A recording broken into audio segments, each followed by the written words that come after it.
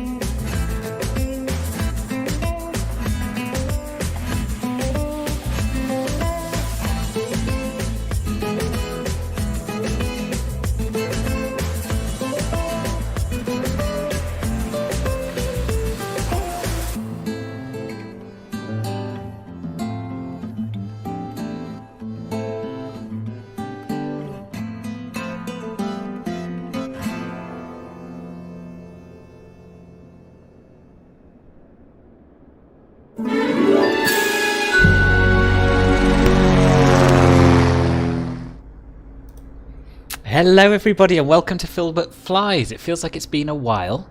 And the chat isn't working. That's interesting. Let me just try and sort that out. Excellent start. Settings, embed in stream. That's never happened before. Normally you just open it up and away you go. Right, copy.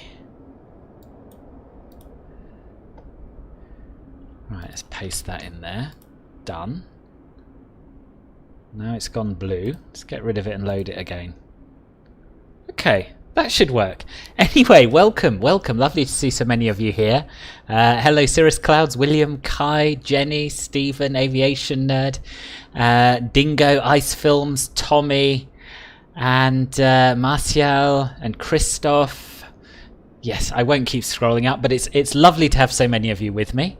And today we're flying Iberia flight 3265 from Milan to Madrid Barajas.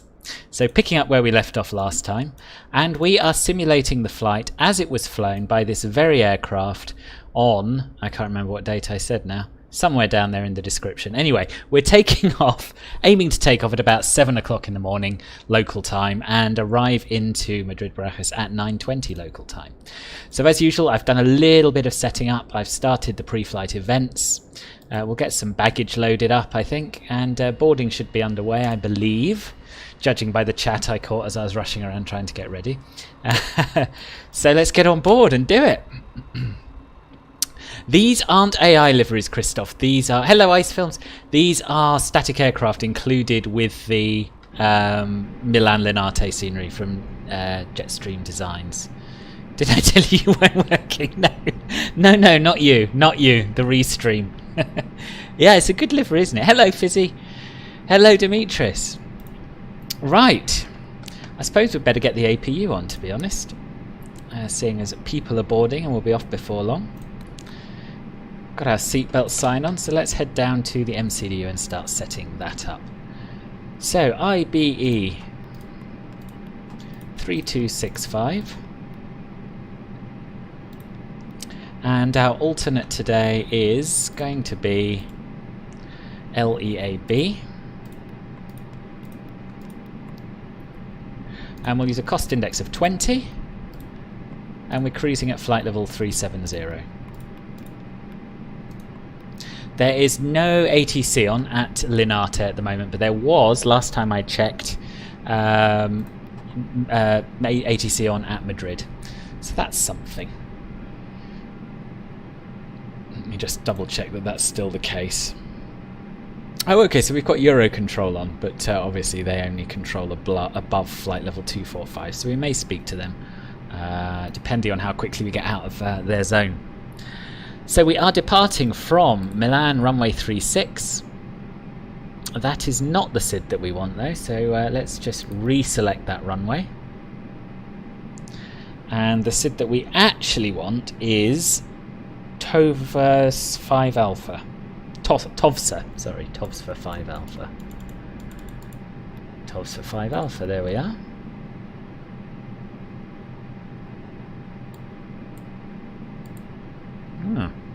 Interesting. Everything's frozen.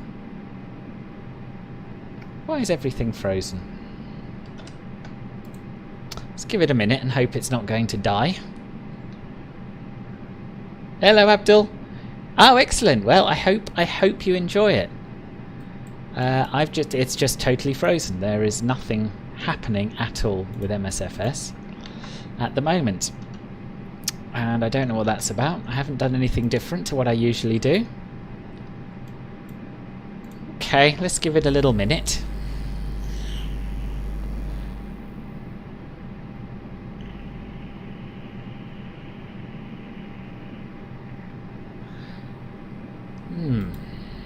Ah, it's back. That's good. That took a very long time to load a star, didn't it? But anyway, let's hope that's not a sign of things to come. So we really want the TOVS transition, I think, which isn't listed there. But let me just have a look at the chart and see if I'm missing something. Devox, ECPAL, or Gen? I mean, I don't want any of those because they're not on the SID. Oh dear. What's that looking like on the map? It's looking good, it's looking right. So I have the Navigraph beta nav data installed at the moment, which is usually quite good. Definitely don't want Dovox, that's very much in the wrong direction. We could go to Gen, but ideally we want to go to TOVSA because that's where the SID ends.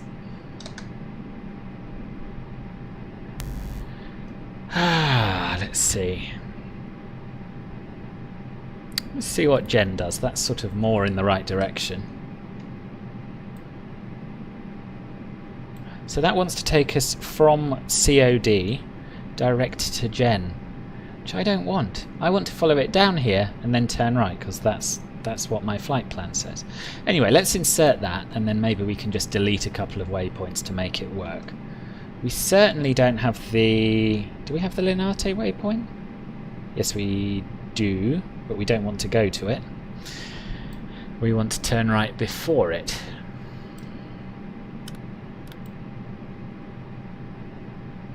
Oh well, it's all very interesting, isn't it? And that's taking us via ATGAM, which we do want. What happens if I delete that Linate waypoint? Let's give it a go. I'm starting to be quite glad that there's no ATC on here, to be honest. How does that look? That looks pretty much like what we want. We just don't want COD. Or we certainly don't want to turn right at COD. So let's insert that and keep on meddling and see if we can get it to work. ATGAM we do want... Oh no, we do, sorry, I'm telling a lie. We do want COD, and then we want TOVSA, and then we want to turn right. But that's not what it's showing, is it? It's showing us turning right at COD, which is really odd. Where's APRIV? Is that actually on my flight plan? Hi guys, no, here's it's the not. note sheet for you. Thanks. No problem. Oh, it's taking Have a us safe back. flight. Okay, so let's get rid of APRIV. Let's get rid of Gen and COD and TOVSA. Ladies and gentlemen, welcome on board our flight. It's really gone mad here. To locate your assigned seats, please place And we'll get rid of APRIV again and Gen again. It's very keen for us to just fly round and round in circles, I think. And that looks right. That looks right at last. So let's insert that. Unable to accommodate any items. Yes, that's the SID we wanted. So that's good. Just fly to Gen. You like the sound of that? So you have to be to install the Navigraph beta data. You have to subscribe to Navigraph, and then you just download it from their website. And there's an install app that it uses to install it. It's not up to date. It's not as up to date as this current cycle, whereas their other products are. Have I had any problems with the stairs connecting? I was trying to find what was going on with you, Irish Aviator. Yes, the stairs always stay there for about 30 seconds. So I don't know why that is. I don't think you can change it. It would be good if they stayed there until you requested pushback or something like that, really, wouldn't it? Anyway, that's our flight plan page done. So we'll go over to initb now and fill that out. Import those figures, and we've got 8.1 tonnes of fuel on board.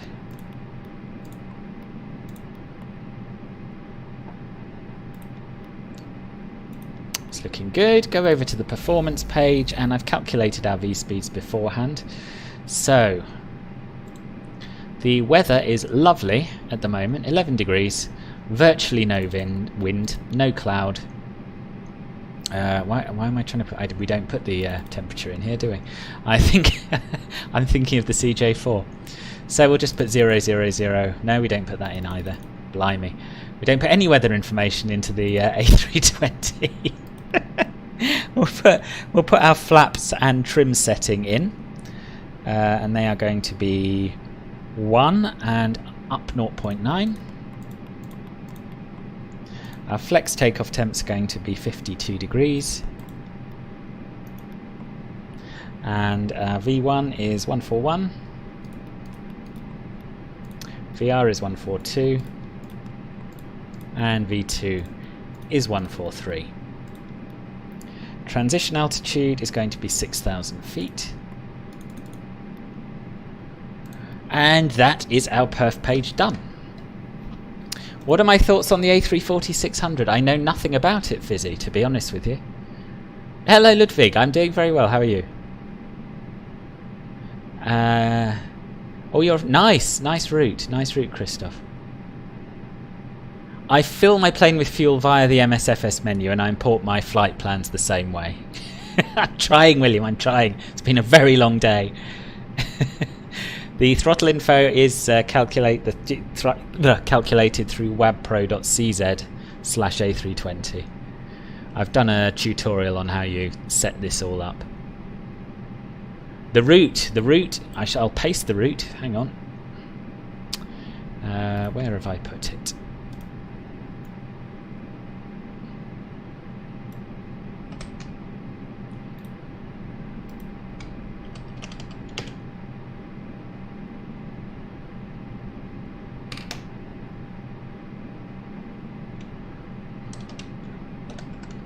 Hold on, I've just got to modify it slightly because I changed it. I've never flown on the A340 actually, ever. So I don't really have any views on it.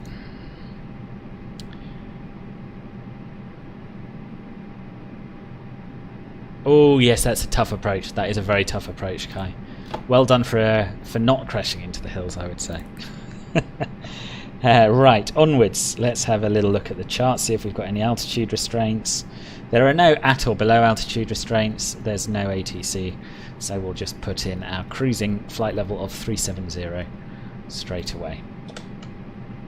We'll tune Unicom in case there's anybody about. I don't think there is. And we'll run the before start checklist. Before start checklist. Cockpit prep. Completed. Completed. Gear pins and covers. Removed. Signs. On and auto. ADAs. Nav. Fuel quantity. Set. Takeoff data. Set. Baro ref. 103. Oh, there is someone there in an Set. EasyJet. Parked inside a static. Set. Down to the line.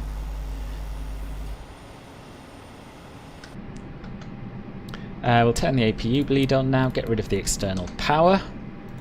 And how long do the cabin crew reckon we've got before we're ready? 6 minutes. We don't need to wait for 6 minutes. Hey guys, all packs are on board. Are we clear to close? Yep. Thanks. Let me know if you need anything. It is beautiful around Dubrovnik though, isn't it? It's all not quite worth a splat, but worth the possibility of a splat, I'd say.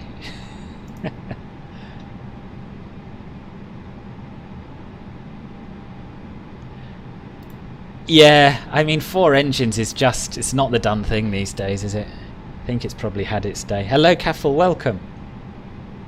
Yes, yep, only Eurocontrol on at the moment. Right, so we're done here. Let's make a little welcome announcement to the nice passengers, and then we'll get underway. Ladies and gentlemen, hello to you from the flight deck. This is the captain speaking. I'd like to extend a very warm welcome to you aboard our flight today. Lovely to have you with us, and nice to see some of our frequent flyers as well. Just a note about our seatbelt policy. Whilst the signs are illuminated, please do ensure that your seatbelt is fastened. Once we get airborne, I do anticipate we'll be able to turn the seatbelt sign off, at which point you'll be free to get up and move about the cabin. However, we would advise that whilst you are seated, you keep the seatbelt fastened and visible just in case of any unexpected lumps and bumps. Have an excellent cabin crew team on board with us today. They shortly will be showing you a video briefing you on the safety features and procedures for this Airbus aircraft. Would ask that even if you are a frequent flyer, you it's do pay true. close attention He is to something that of an briefing, imposter. as every aircraft is slightly different. Thanks very much once again. I'll leave you in peace for now and hand you over to the cabin crew for But that I'm not demonstration, really up for and we'll be on recording our my way own very announcements, to shortly. be Thank you. honest. Right, let's finish off the before start checklist. Below the line. Windows and Oh, we're running a little bit late. Closed. 2 minutes late. Beacon. On. Thrust levers. Idle. Parking brake. On. Before start checklist complete. So we don't need any pushback from this stand, so we'll just start the engines here. Starting engine 2.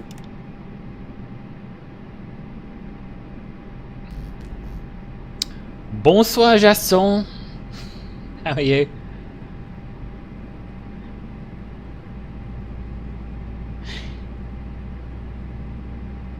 Yeah, I think they'll last longer than the 744s anyway. Where did I get this livery? From flightsim.to.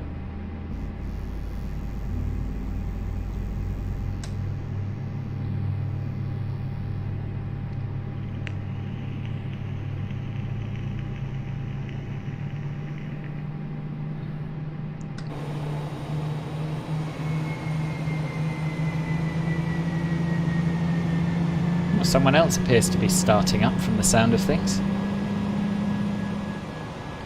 Could be this EasyJet. Let's have a look where he's going on VATSPy.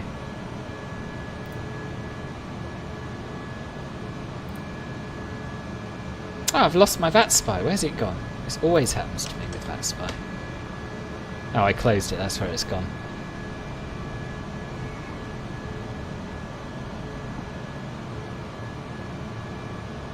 So we've got an EZ25 Whiskey Bravo. That must be him. But he's not filed a flight plan yet. Starting engine 1.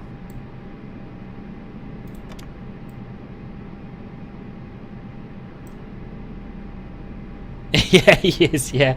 He's doing a Flightzilla. Again, ladies and gentlemen, welcome on board today. This is your purser speaking. Please direct your attention to the cabin crew for important safety information. There is an instruction card in your seat pocket that illustrates the safety equipment on board this aircraft.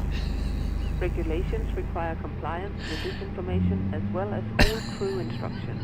The lighted information sign. Ah, dear, Stephen. Fasten your seatbelt by inserting the metal tip into the buckle. Tighten by pulling It is on the starting to tab. sound like the To scores on release your Eurovision. seatbelt, lift the metal flap on the buckle. How much It RAM is has our my policy computer got? to keep 32 the gigs. seatbelt fastened at all times while seated. Doors are clearly marked with exit signs and instructions for door operation. Each door is equipped with an escape slide. Well, the real world flight tends to depart 5-10 minutes late, so we'll see. We'll see. We might still arrive on time. Right, we've got 2 good engine starts, so engine mode selector back to normal. Cabin is pressurized. APU bleed If there is a loss off, of cabin APU pressure, off, panel will taxi open light and on. oxygen mask will appear. After Remain start seated checklist. with your seatbelt fastened and pull the Anti-ice. mask towards you to start Set. the flow of ECAM oxygen. status. Checked. Oxygen will Pitch be trim. flowing through the mask even though the Oh, fan I haven't is set not the in pitch place. trim. Cover I your never nose do and till he mouth with the reminds me. mask. So Place we your want left hand 0.9 on the head nose and tighten up. by pulling on the end. Secure your own mask before assisting others. Your life Like jacket that. is located 25% under you. set. Rudder Tighten trim. the straps 0. once After start outside the checklist aircraft. complete. Pull on the tabs to inflate your jacket.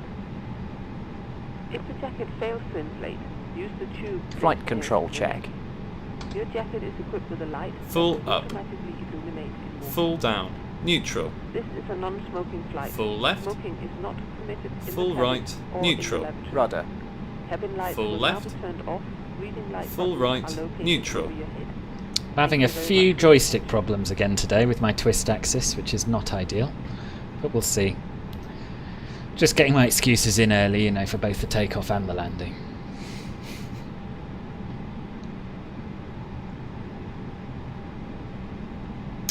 Okie dokie. Clear left side. Clear right I mean, side. we're not clear left side because they've sent a pushback tug, but that's not really my problem, is it? Linate traffic, Iberia 3265, taxiing via Delta, Zulu and Tango to holding point, runway 36. Let's get going. Oh, have you got the PA44 as well? Nice. This, if I don't follow the SID correctly, Jenny, it's very much the usual case of it not being me, it's the plane.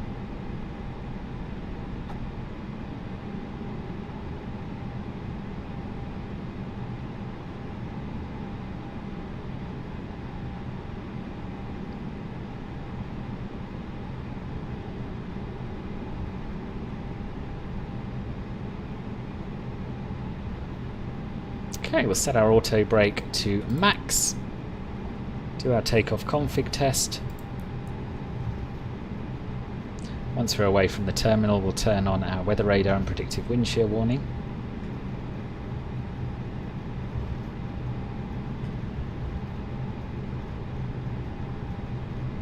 I don't smoke at all these days, Matthew. Is the pitch trim indicated properly on the ECAM? I don't think it is, no.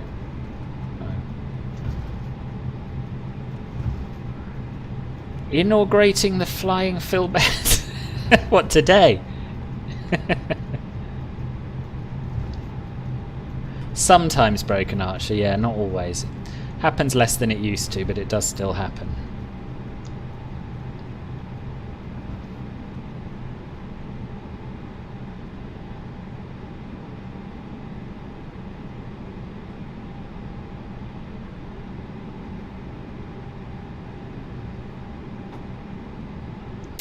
Oh, that's a shame. That is a shame.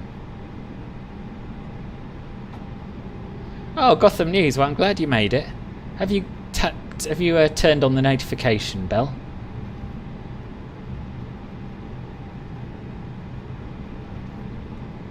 Ah, you're the EasyJet Ice Films. Awesome. I take it you're coming with us, are you?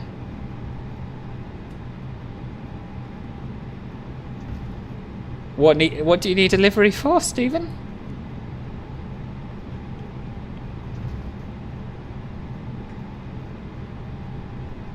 I'm not going down the wrong taxiway.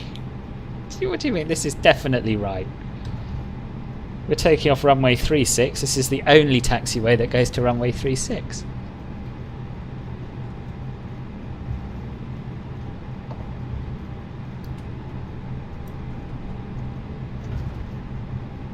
Right, let's ding the cabin and get the before takeoff checklist underway.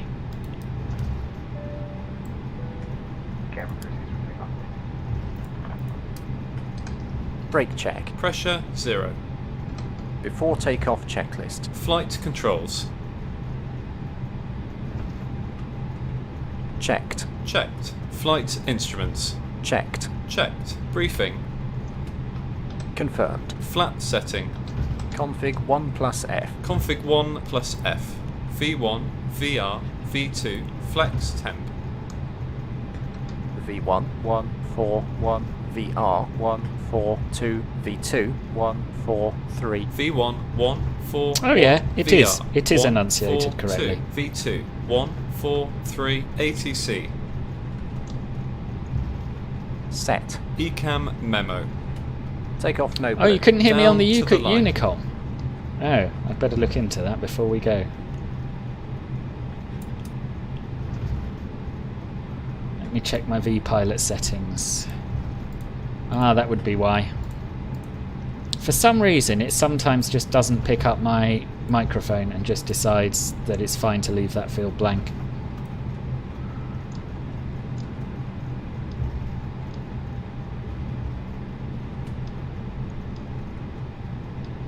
Hello, Robert. Not to worry. Plenty more opportunities. Radio's definitely on.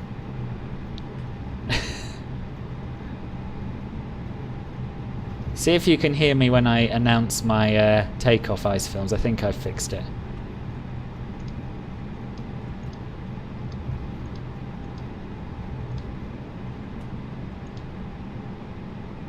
I am on vPilot and I am on Unicom. It was just my microphone wasn't being picked up by vPilot for some reason.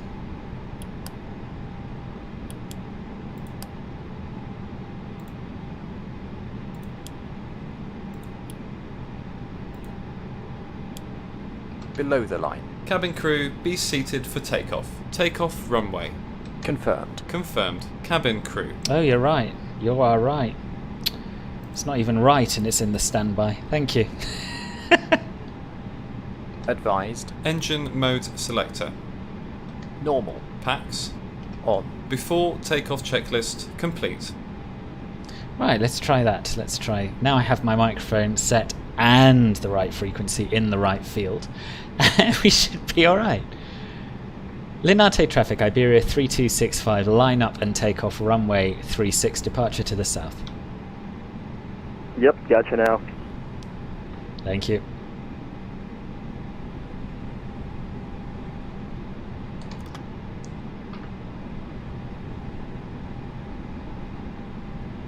No, I don't watch Swiss 001 actually. No.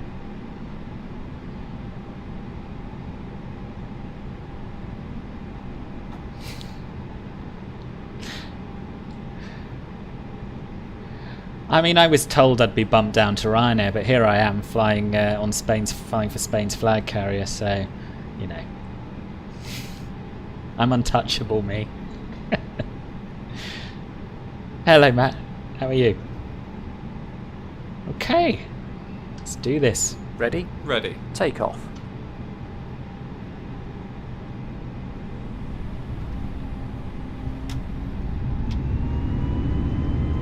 Manflex, SRS, runway, auto thrust blue. Check. Thrust set. Easy 25 Whiskey Bravo, landing off runway 36. 100 knots. Check.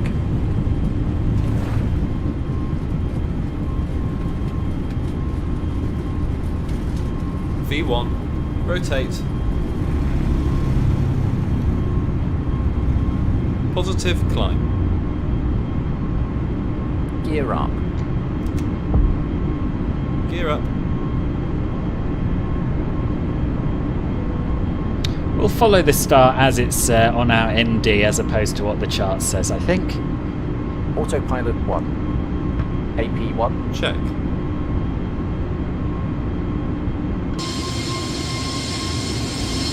So you can, in the background there, see Milan as it comes to life early in the morning. And there's ice films lining up down below. Thrust lever to climb. This is a sunrise actually, Marcia.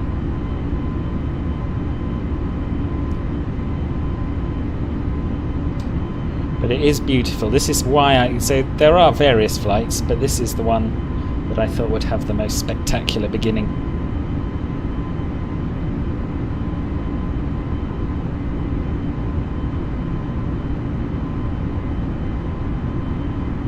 Here's the default Whiskey Bravo, taking off 36. Flap 0. Speed checked. Flaps 0. Well, despite all that messing around with waypoints and such like, we are actually following the star as it's published in Navigraph, which is fantastic. TCAS standby? I set it to TARA. Oh no, I didn't. I switched it on. Doesn't matter, TCAS doesn't work anyway.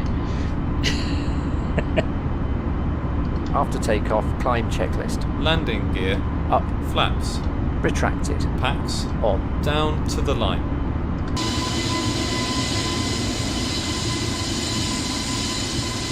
And there he goes.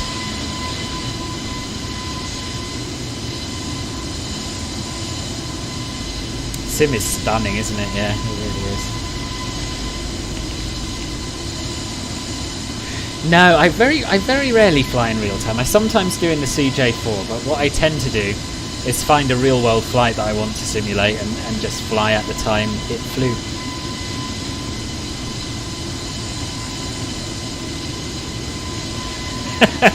Yeah, Milan is so much more sophisticated than Birmingham, this is true.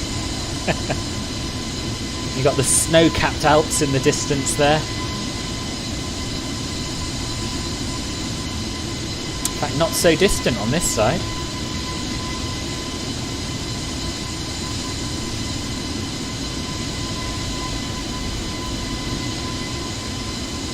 Right, I suppose we should pop inside and sort some stuff out. So we'll set standard pressure.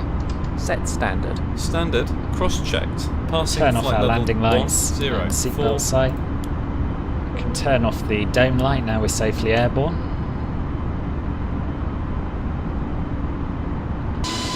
Now. Check. And we can finish the after takeoff checklist. Below the line. Barrow rep. Standard set. Standard set. After takeoff checklist complete. Where do you get liveries for the 787? So either from flightsim.to or from the liveries megapack. And runway turn-off light. I like to keep them on, looks pretty. No, fair point. I always think that the first officer turns off the runway turn-off lights and the nose light, but he doesn't. He just turns off the nose light for some reason.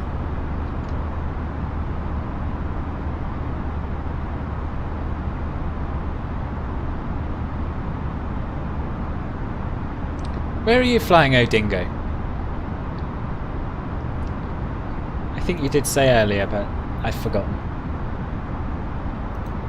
Are you flying this route as well?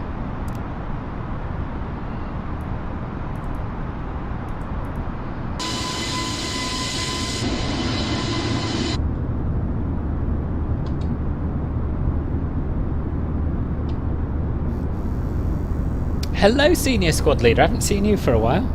How's life?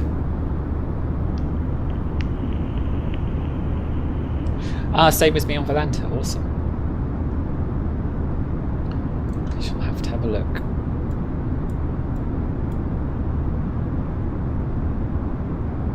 Oh, Ice, you're not on Volanta, I take it. Mind you, I can't see Odingo either. Oh, Easy 25 Whiskey Bravo, that's you, isn't it, Ice? You're still showing on the ground for some reason. Ah, well. That's me, yeah. Yeah.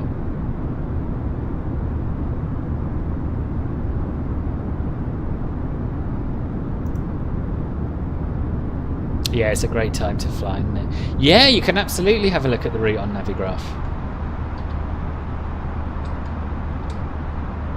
Let me just start Navigraph. Life is busy. Ah, good, good.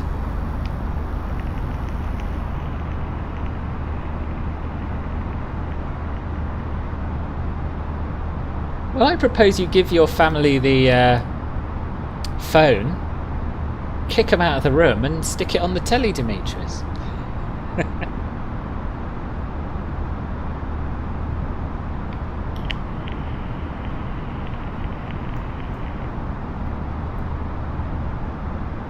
Okay, so my Navigraph doesn't seem to be working.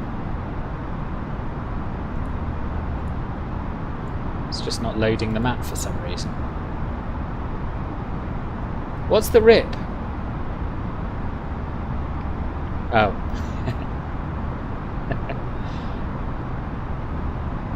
Yeah, that's a real shame.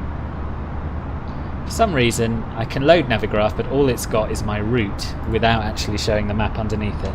I'll close it and open it again, see what happens. Looks great on my iPad, but that's not much good to you.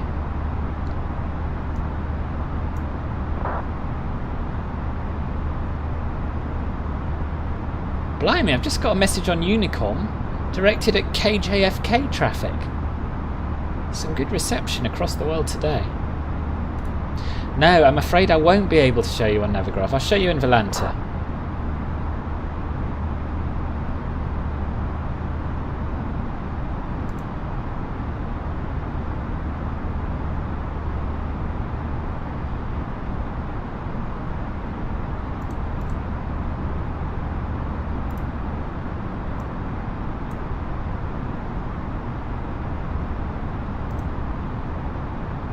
Right, here's Volanta.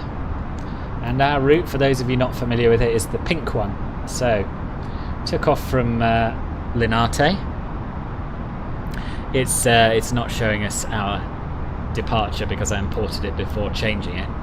Basically, the departure sim brief gave me no longer exists, so that's why we're following a slightly different route there. But essentially, the route's the same. We're going to be heading down towards Genoa and then flying west along the south coast of France, cutting the corner off over the Gulf of Lion near Marseille, from Marseille to Nenda, flying overhead Barcelona, and then arriving into Madrid from the east, from the southeast. That's the plan. Just been asked to contact Eurocontrol South because we're entering his airspace. So let me get rid of Volanta. Oh, let me try not to move everything around at the same time. 135.55.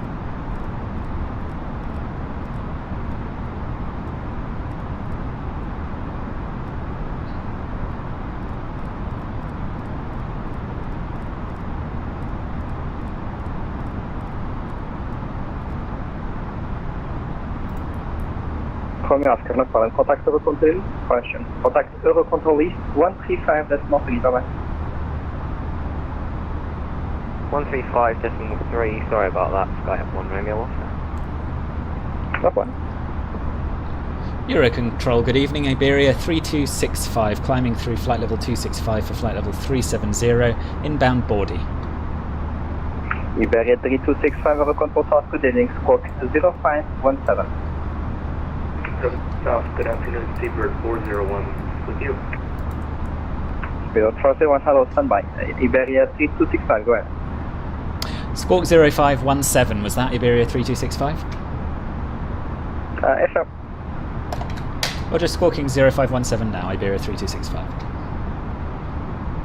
And Iberia 3265, radar contact, continue climb flight level 370.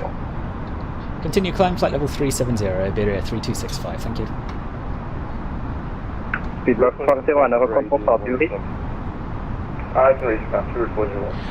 What Volanta is, it's essentially a flight tracking app. So it will track your routes and keep a record of them, and you can also see on the map every other aircraft that's flying on Volanta or on VATSIM or on IVAL. What else does it do? So it'll show you your landing rate after you land, which is quite nice. Sometimes it's not so nice. It's got a few challenges you can complete. So it's really sort of a living map showing you everything you've done and everything that everyone else is up to. Whereabouts do you come from, Marcia?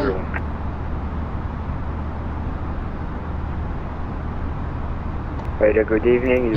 I'm not putting on a Spanish accent. That's a step too far.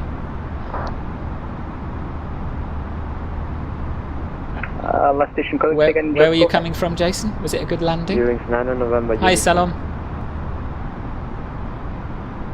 Yeah, the rolling is 9 November. Oh yeah, I was going to look for you on the map. Request to send AGN 187. I see Dingo. Dingo's airborne. Behind us. Oh no, ahead of us. Ahead of us, in fact.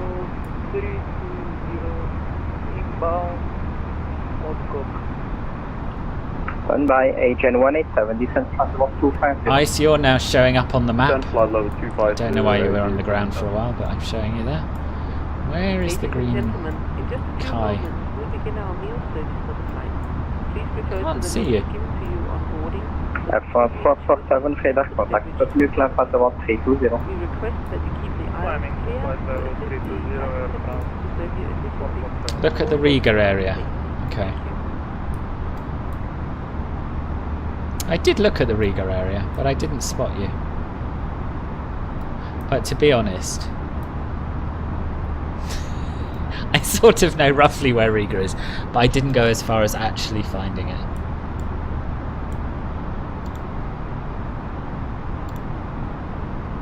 Oh yeah, I see you. I see you. Just over the Baltic Sea between Lithuania and Latvia. Got you. 134.150, thank you. Brevity 288 Are you from Montpellier? Yeah, I was aware you lived in London, but I didn't know where you hailed from. I've never been to Montpellier, but I've heard it's nice. And it's one of the places that I intend to visit in the CRJ as well. Because up to flights there, between there and Orly in the CRJ. All of my hardware is in the video description, Eric.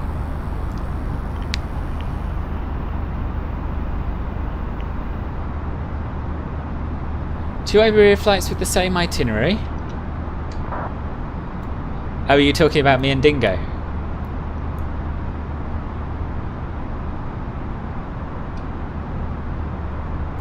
Yeah. Ah, who's for a bit of wing action? During 9 November uniform, request product sign. Rolling 9 November uniform, which part do you require?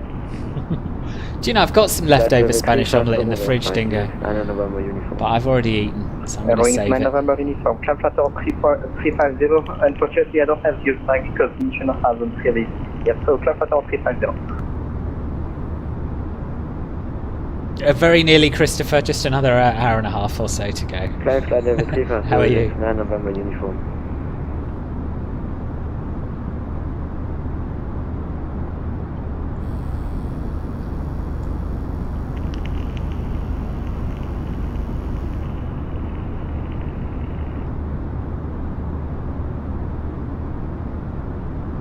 $35 flights for Gatwick. Wow, that is a lot. That is a lot. Yeah, I hop around too much to rack up the numbers on any particular airport, I think.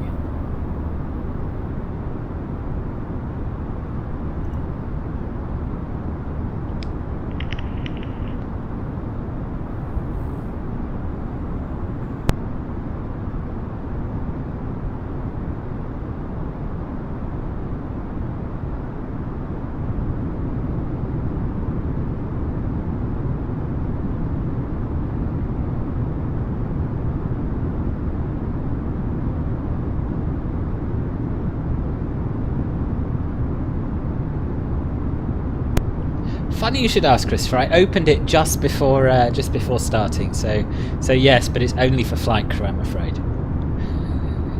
So not so much a first class complimentary bar as a cockpit complimentary bar.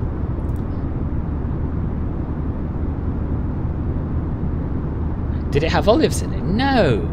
A Spanish omelette is potatoes, Iberia onions, eggs. 3265, no further issues. Unicom 122.8, good night. Unicom on 122.8 for Iberia 3265. Thank you. Bye bye.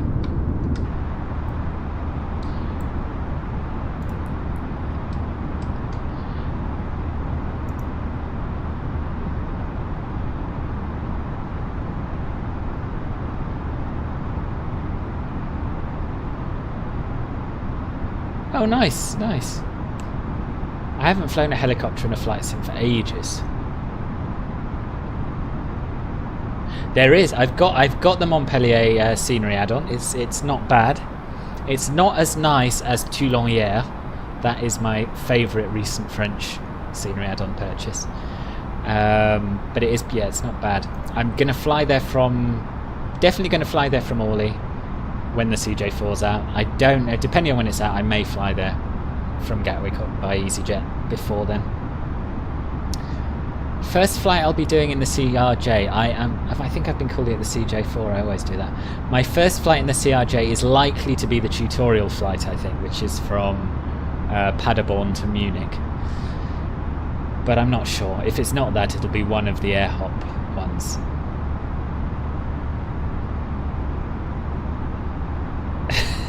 It's out. Oui.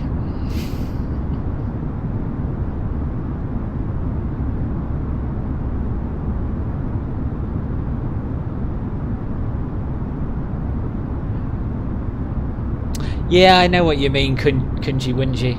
I know what you mean. I often feel that in this sim. On the one hand, it's a good distraction from not being able to actually do anything in the real world, but on the other hand, it is a bit bittersweet, isn't it?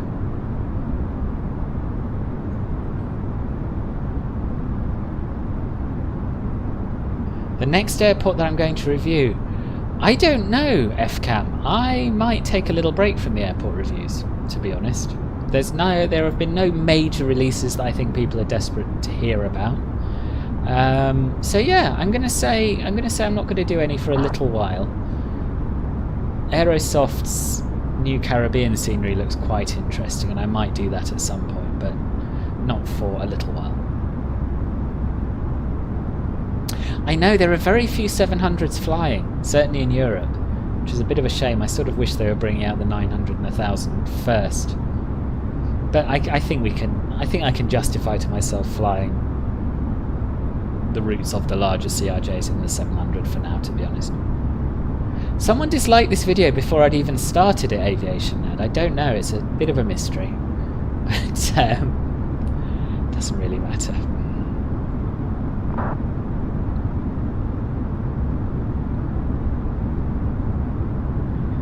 Is there an Elstree out? I would quite like an Elstree. I was not aware of that.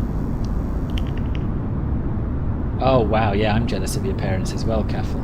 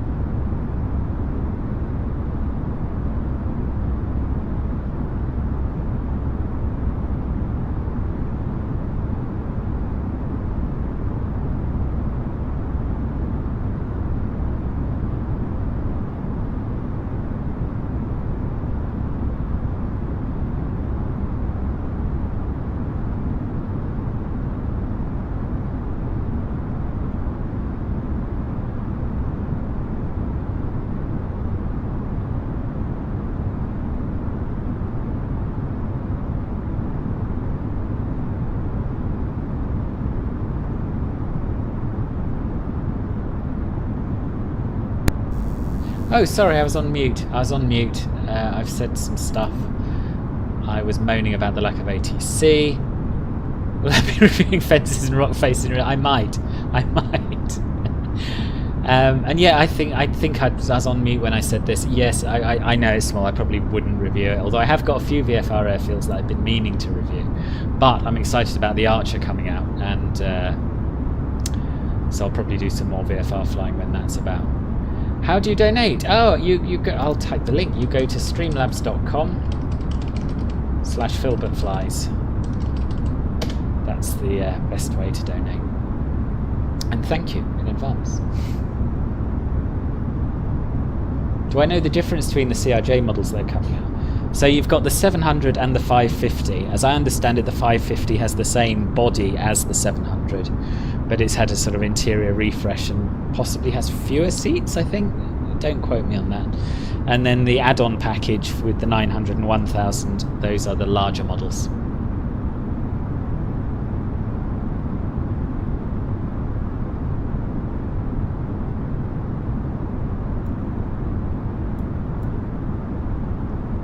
Nightbot should be posting it sporadically. Oh yeah, he has, but not very often.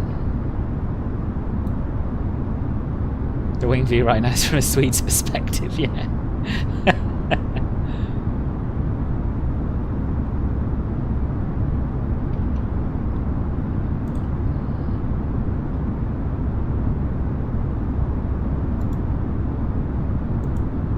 Oh yes, so if I remember the list I helped you with, you bought Gothenburg, Innsbruck, Zurich, Bastia, Cologne, Ibiza and Nantes. Nice. What should be next? Are you sticking to Europe, or are you interested in other airports?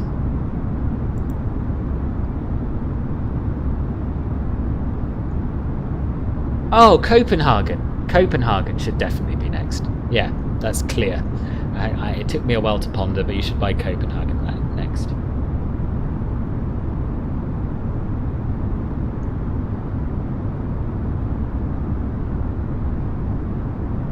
Yeah, it is a nice view, this one, isn't it? I should show you this view more often.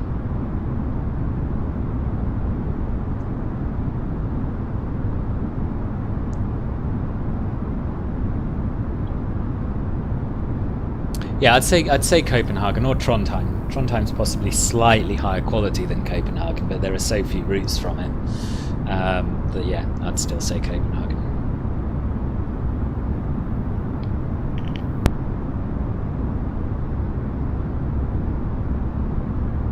I love Copenhagen. I don't know if I've told anyone.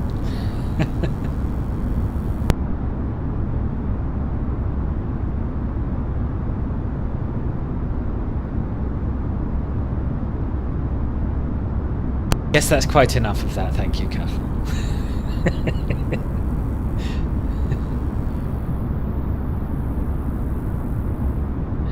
You can't quite get this view on the other side because it's further back, Jason, the window on the other side.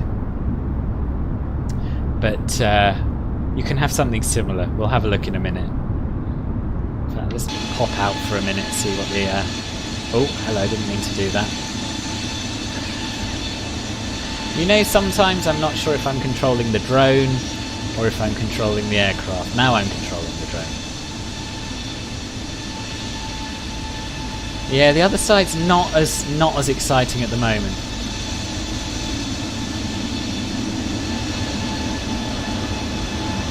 I thought they were the same height size as the 700, are they not?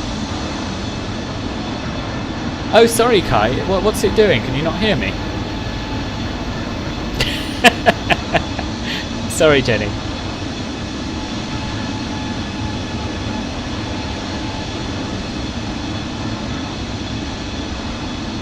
Were you not there, Jason? I got very, very lost.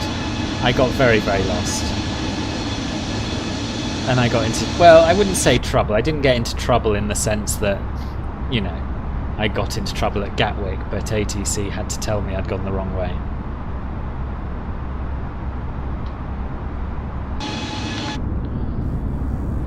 Right, let's have a look at the other side for you, Jason. So you see, I won't be able to show you the front of the wing because this is the only window that's modelled.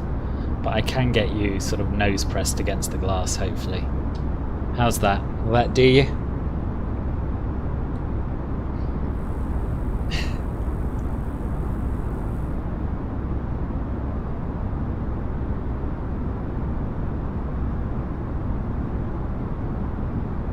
But aren't they the same? I'm going to Google this because I'm sure I read that they're the same size and essentially they are the same plane. It's just one has fewer seats. I might be totally wrong. The CRJ 550 is a rebranded version of the CRJ 700. It's basically the same plane, it's just configured differently. The CRJ 700 usually has 76 seats, while the CRJ 550 will have just 50 seats. It will be sparsely configured with 10 first class seats, 20 economy plus seats, and 20 regular economy seats. That's United's version.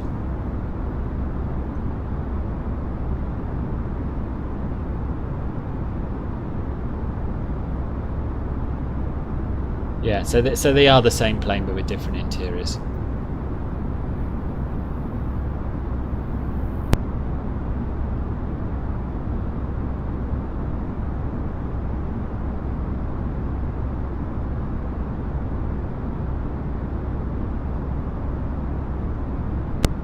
I don't think so, Jenny. No, I don't think so.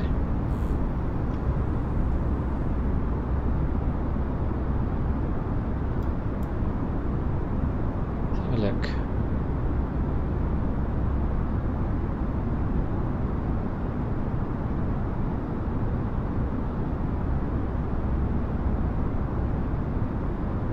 Certainly reading the Wikipedia page about the CRJ 700 is kind of a footnote saying that it's only United. Well, it's being operated by GoJet, but on behalf of United.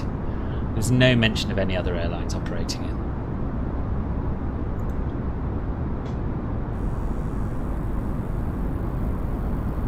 Yeah, that's true. That's true.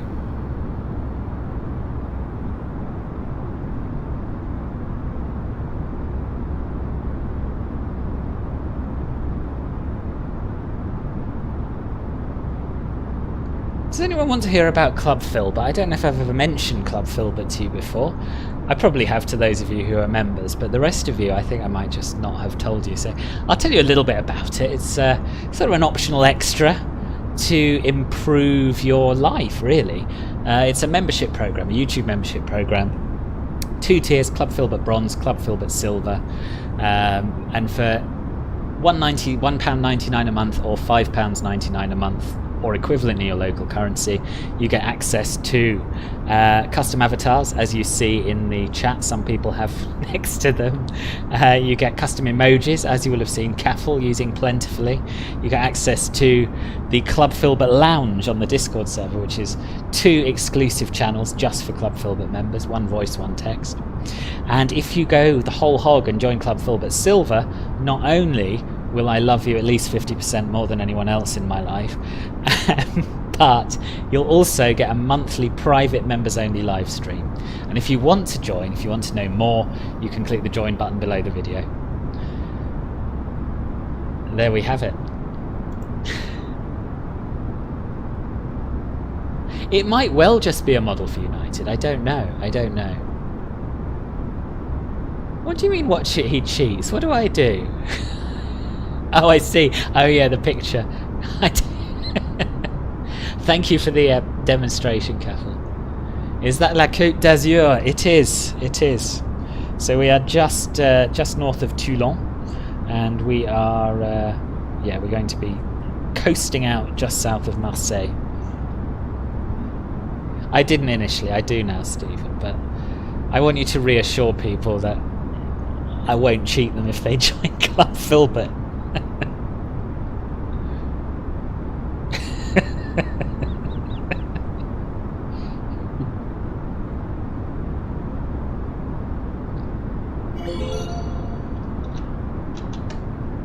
Oh, Martial, thank you very much for the donation. Much appreciated. It's very kind of you.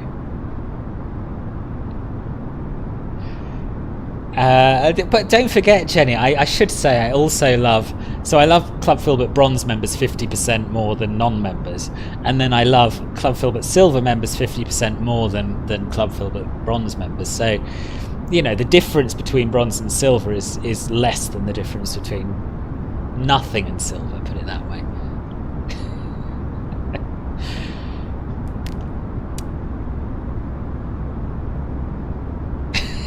You are, Caffel, you are.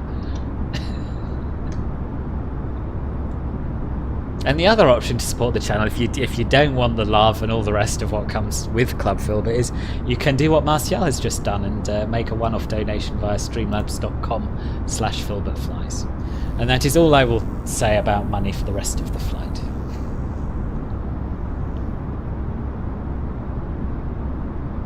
If you join Club Filbert Platinum, Jason, I would love you more than either of us would be comfortable with, I think.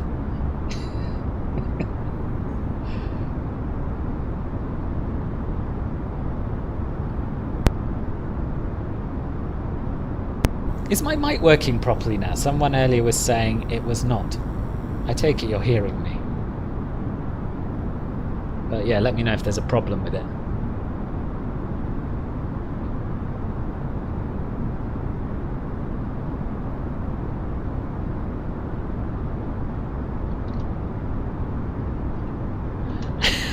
It does in Discord, Stephen, but unfortunately there's no obvious way of differentiating people via YouTube, despite it being a YouTube thing. So yeah, you're blending in, I'm afraid. Sorry. Platinum entail dividends. It might actually. Yeah, I've really got to. I can't even think of what I could possibly offer for gold. I was originally going to do 3 tiers: bronze, silver, and gold, but the only thing I could think of doing was like a monthly shared cockpit stream one-on-one with all the Club Filbert Gold members, and I don't have the time to do it, so yeah, it's just the 2 for now. The afterburners.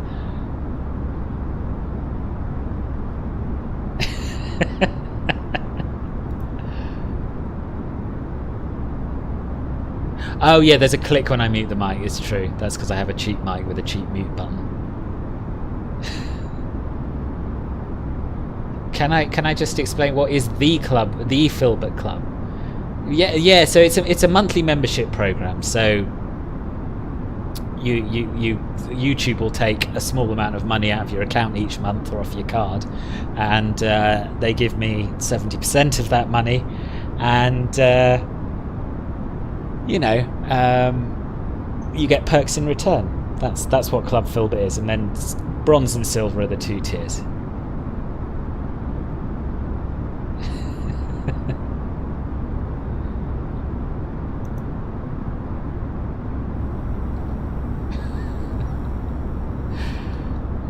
Dear.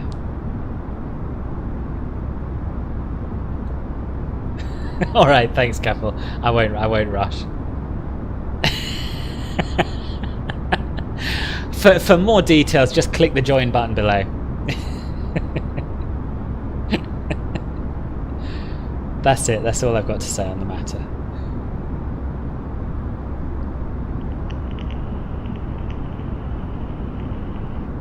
Oh yeah, come join my Discord server as well, as Nightbot says. That's free.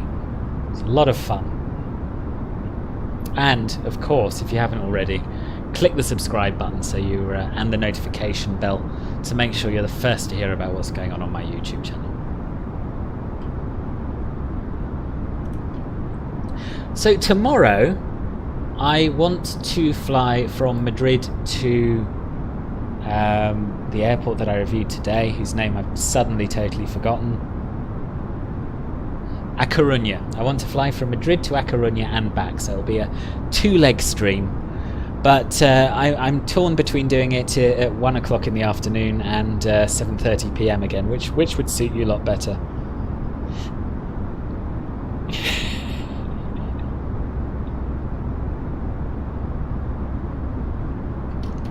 Why the no, Kai? Are you dreading you're dreading arriving in Helsinki? Okay, no worries. See you later. Yeah, you're right. That would be fun. Oh yeah, and thumbs up. And thumbs up. Yeah, A Coruña. So Ludwig would prefer 1930. Okay.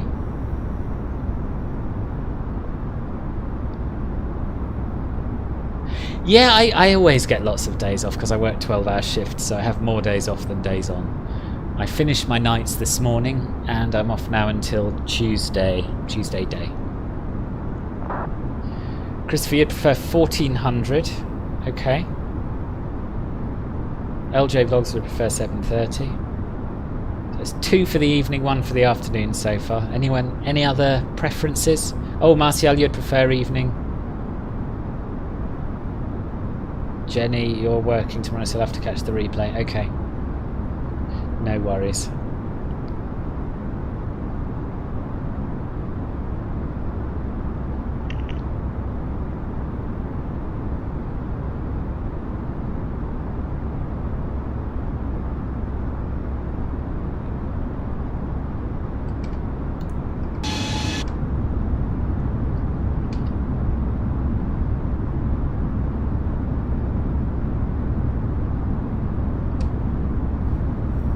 You're easy. You'd prefer 1500.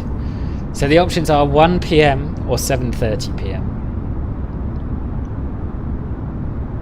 Evening would be better for you. Okay, I will do another evening stream then. I will go back to afternoons at some point, but general consensus seems to be evening, so it'll be same time tomorrow.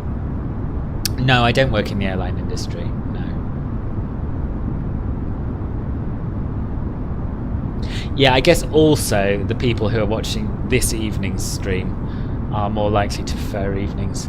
But I know there are some other people who prefer afternoons. So I'll do tomorrow in the evening, and the next one I'll try and make an afternoon one. So there's something for everyone. But I feel this is sort of a multi-leg hop we're doing because we're flying on from where we stopped. So I thought I'd give you lot the choice.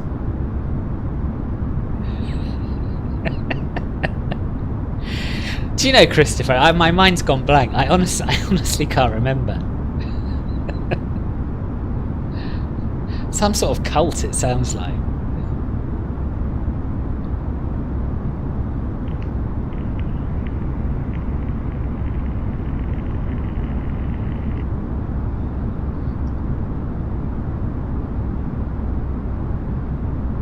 Oh yes, I guess it's early morning or early afternoon for you, isn't it, Jenny? Yeah. Yeah, okay. I mean, I started off streaming in the afternoons, mostly. So I know there are some people who can't do evenings, but can do afternoons. But, I mean, and sometimes I can't do evenings, but I can do afternoons. But tomorrow, evening it is. Probably Illuminati.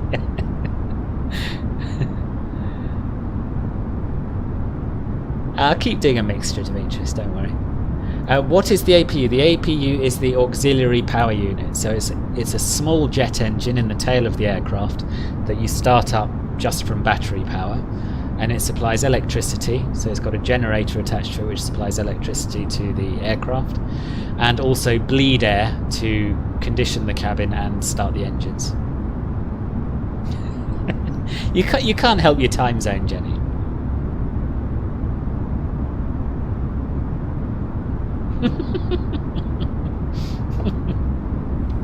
Tis also the shopkeeper in The Simpsons.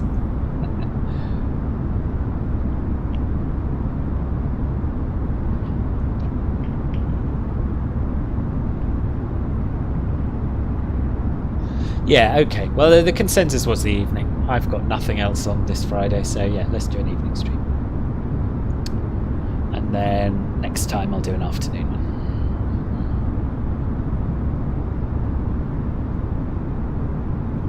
Is that why you see the engine spinning slowly with the APU on sometimes?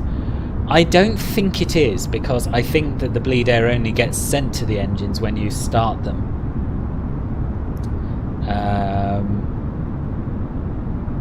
So no, I don't think that is the reason.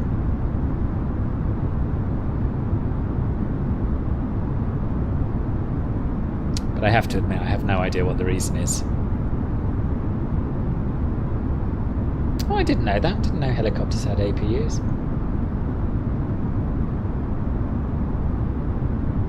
Well, you should be doing your work while you're in online classes, Demetrius. Far be it from me to sound like a teacher here, but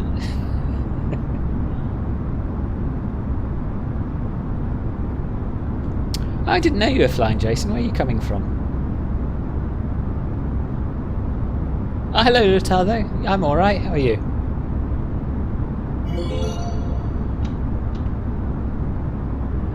Tom, good grief. That's an incredibly generous donation. Thank you ever so much. Thank you. I hope that's not to do with what we're talking about with Cub Filbert Platinum earlier. But either way, I'll take it. I really appreciate it. Thank you.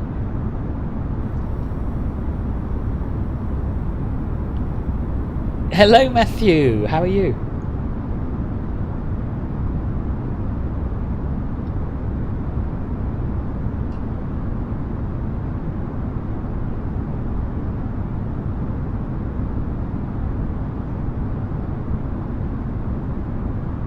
Oh, me. Yeah, that's right. Yeah, so we're cutting the corner of southwestern France at the moment. It was 69.69. It was.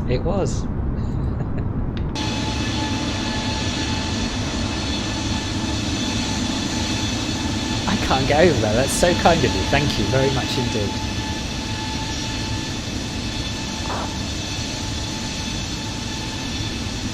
Yeah, no, I can imagine, Demetrius. I can imagine. Must be hard. Do I fly a lot in real life? I'm not a pilot, if that's what you mean. I did start my PPL, but I had to stop it, unfortunately. Do I go on holiday by plane in real life? Yeah, I did back in the days when I had a real life. Yeah, I did. Probably 3 or 4 times a year, something like that.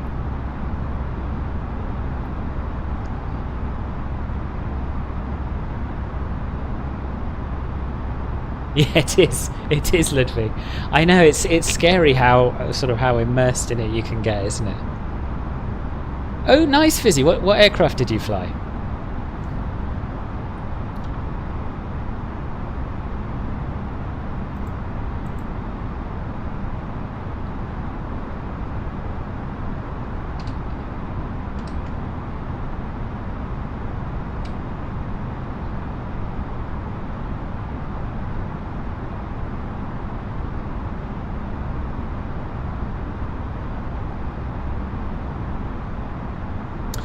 No, there are a lot of rumours, Lutardo, but it's going to be announced on Monday. There's nothing confirmed. Oh, thanks, Tom. Oh, yeah. We're speaking for French and universities 20 minutes out of 40. Okay, interesting.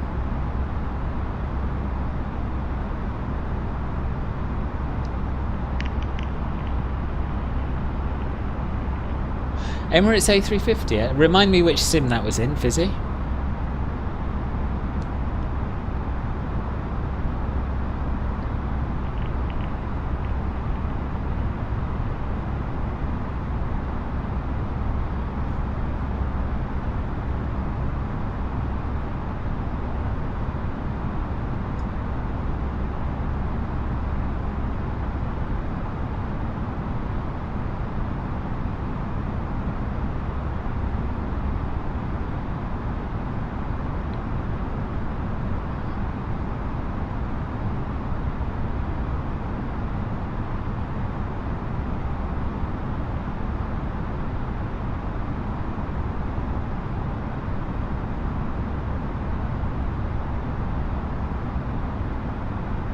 X-Plane, right, cool. Is there a good A350 on X-Plane?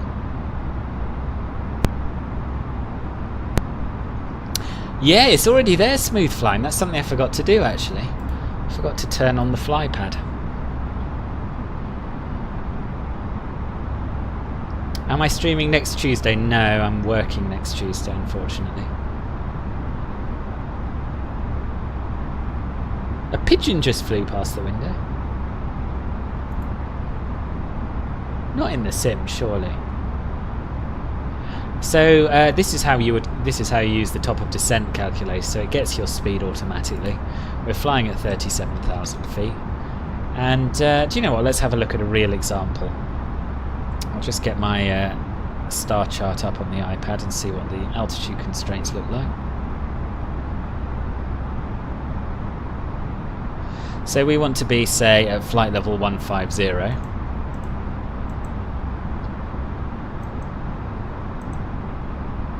Oh, don't crash. It's doing something a bit weird. Okay, so this has stopped working. This worked last time.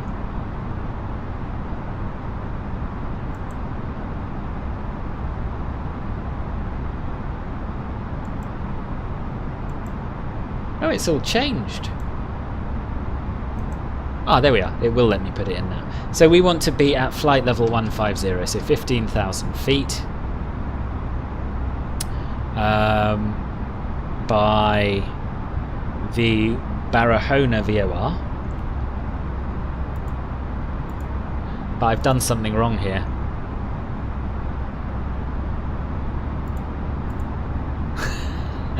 It used to be you'd put in your current altitude and your target altitude, and it would tell you how far ahead you have to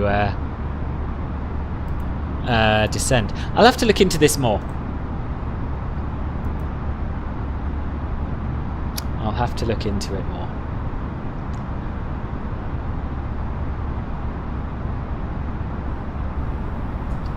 Oh, Jason! That's amazing! Well, happy. I will try and remember to wish you a happy 50th on the day, but if I don't, congrats.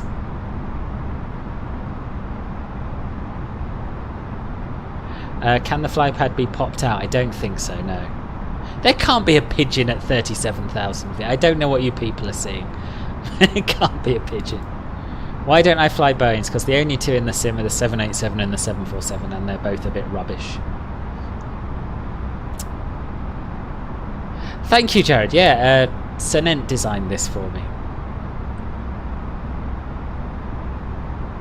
So the tablet and the cup are only in the dev version at the moment, so you just have to download the dev version rather than the stable build.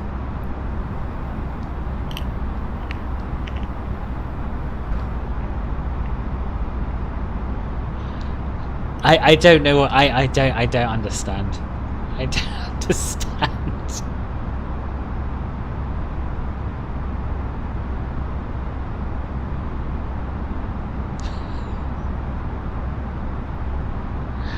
Oh dear. Let's have a look at our progress, shall we? So we are due into Madrid at 0752 Zulu, which will be 8:52 local. So that, you'll be pleased to hear, is 28 minutes ahead of schedule. We're supposed to land at 9:20 local. It's now 7:02. So we've got about, well, not about, we've got exactly 50 minutes left to go.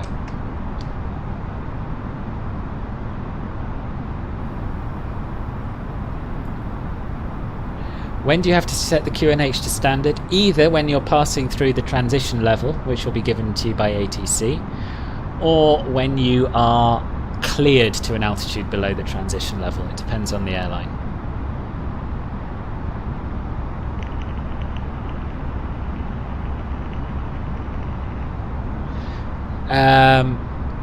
Aerosoft will be developing an A330. Did someone say there's another one?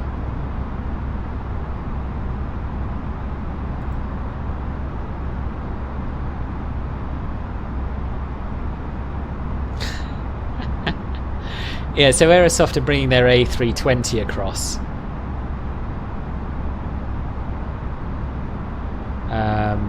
And then after that, so they're going to be doing the A319, 20 and 21. And then after that, they're going to be bringing their A330 across from prepared. Personally, I think that's a wrong order to do it in. I think we've got a decent A320, and what people want is a decent long hauler.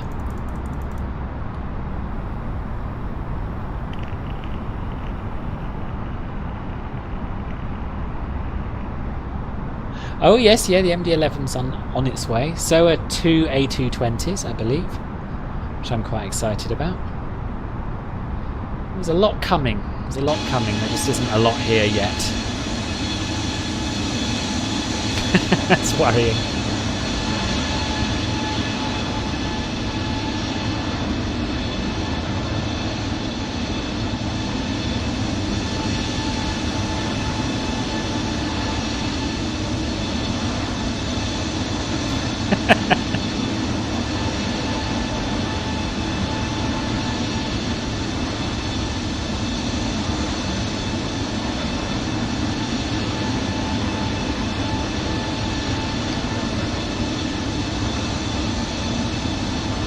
You're not, Jason.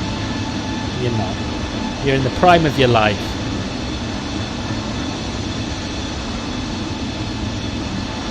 Yes, I do have Volanta, yes.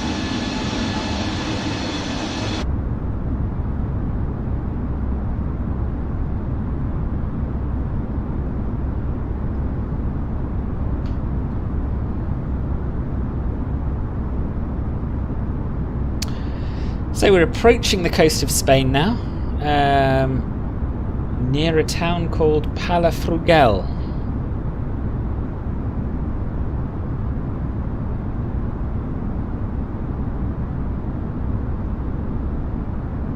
What you're seeing out the right window there is Figueres. Figueres? Figueres. I'm going to say that. Brûlé de printemps. I love that. My A-level French teacher always used to refer to morceau de gâteau because she found it very amusing.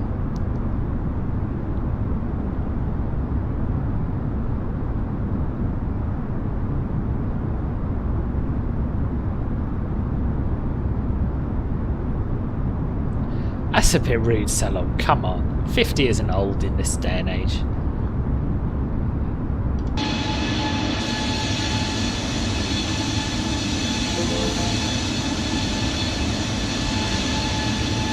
Oh, Douglas, thank you very much. Don't apologise for it not being much.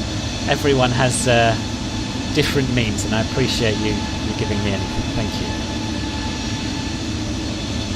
I've never used Project Fly, to be honest, but it's free. I don't know how much Project Fly costs. I think that's also free, isn't it? I'm enjoying it. Give it a go. Give it a go.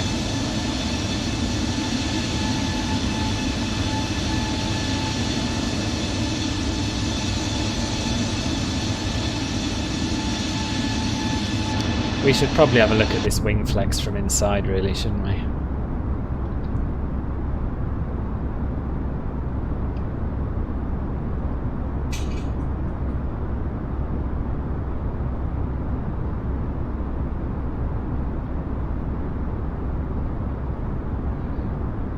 I know there was no pigeon, but I don't know why everyone's telling me there was.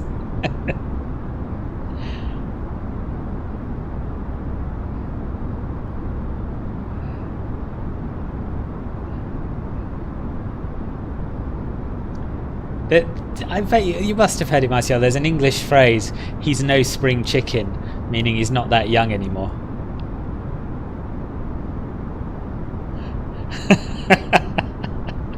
It's true, it's true.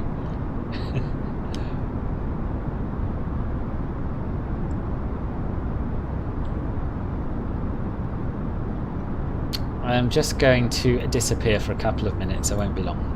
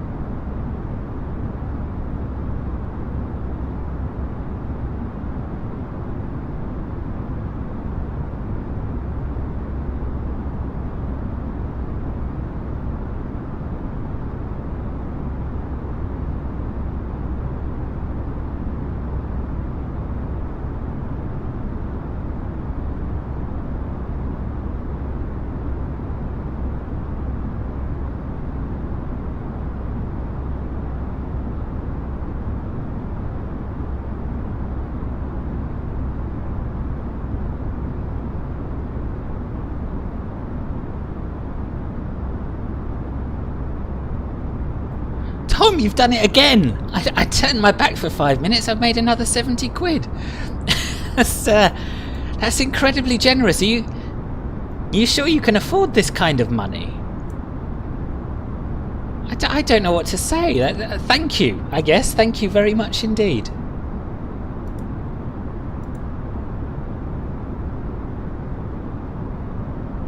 That's amazing. That is amazing. Maybe a pterodactyl. Yes, maybe.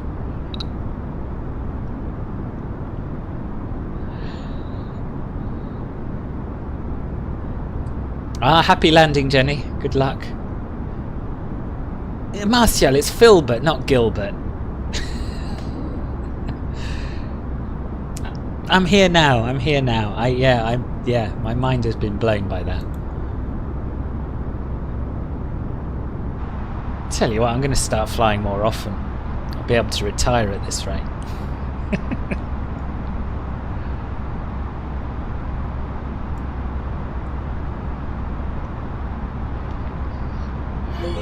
Well, I think...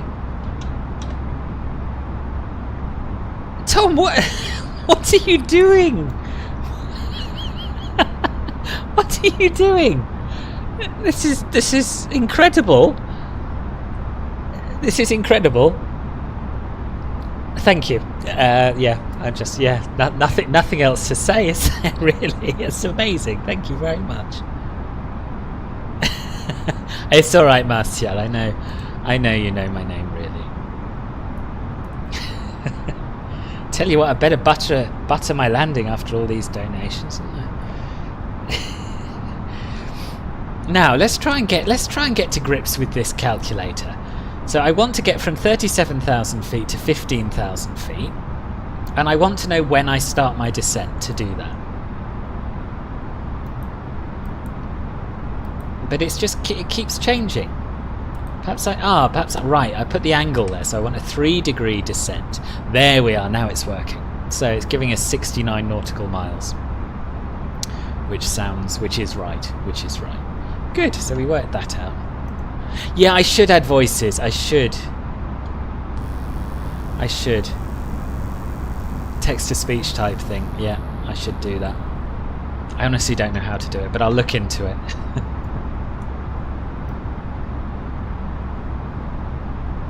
Well, it looks like I might be able to do a bit of upgrading with that kind of money.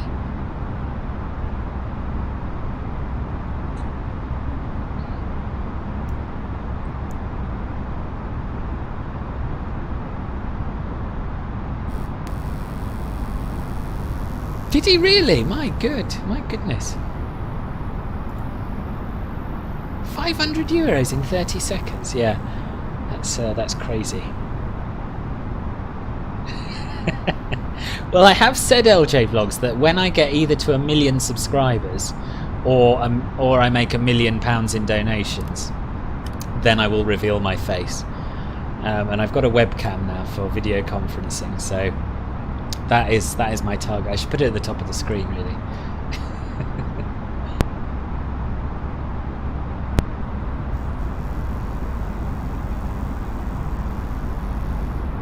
Yeah, Big Paul the Tom can come again.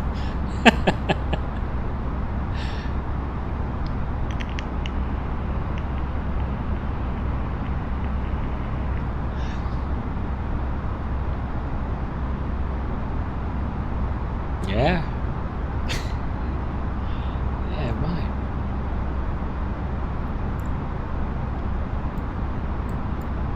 Right, let me just have a quick look at the charts and we'll get the weather. In fact, let's get it on the MCDU, then we can print it out. I don't think there's any ATC on at Madrid still, is there? No, sadly not. So, AOC menu. Weather request. Send.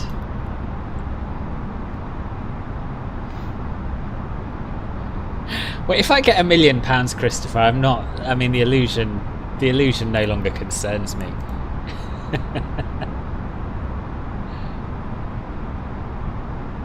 How do you engage vertical speed mode? I'll show you.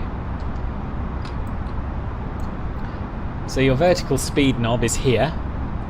You set your vertical speed on there, and then you pull to engage it.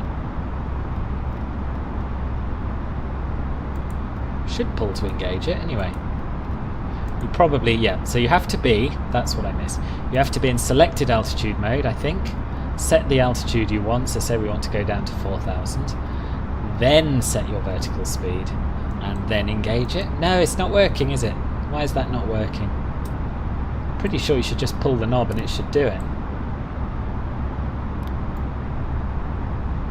Maybe once we start our descent it'll work. Or maybe you need to have a selected airspeed in.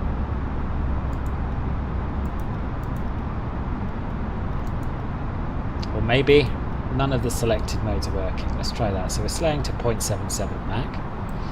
We want to go down to flight level 340 and we want to do it at 1,000 feet per minute. Engage. No, it doesn't want to work.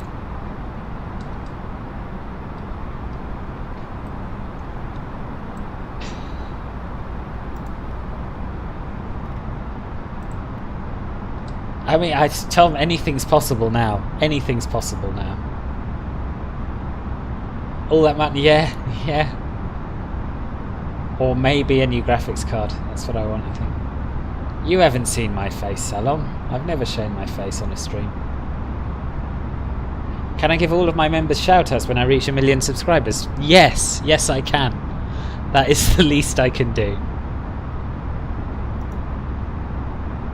Yeah, I wouldn't give up my job, and I probably wouldn't give up streaming either. But I wouldn't worry about the illusion of being beautiful. Or I don't know what the illusion is. Pull the altitude knob again. Right. Selected altitude mode. That's what we want. Set it lower. So then we start our descent, but we should be able to start our descent by using vertical speed mode, shouldn't we? So we can adjust the vertical speed once we've started descending. And that's working.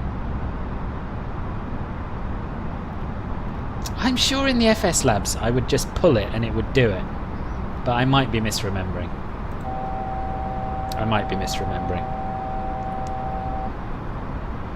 No, I don't think we've had any famous people. No. Which approach? I think we are doing the Tersa star, are we? Yeah, the Tersa 2 Zulu star. And yeah, I got distracted. I'm trying to look up what the weather is so we can pick a runway to arrive on. So receive messages, METAR, print it out.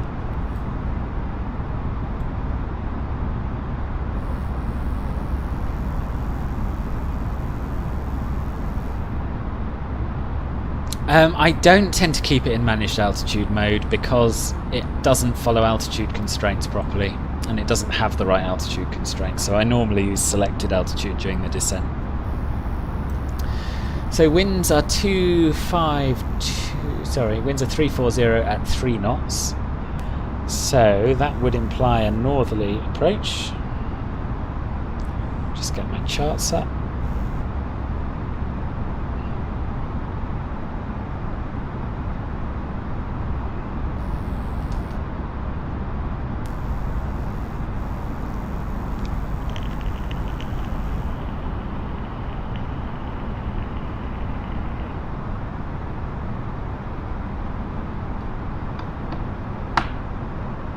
Gosh, there are a lot of works going on at Barajas. I can't find the chart I want. Oh, there we are. So we'll go for... What do you fancy? 3-2 left or 3-2 right?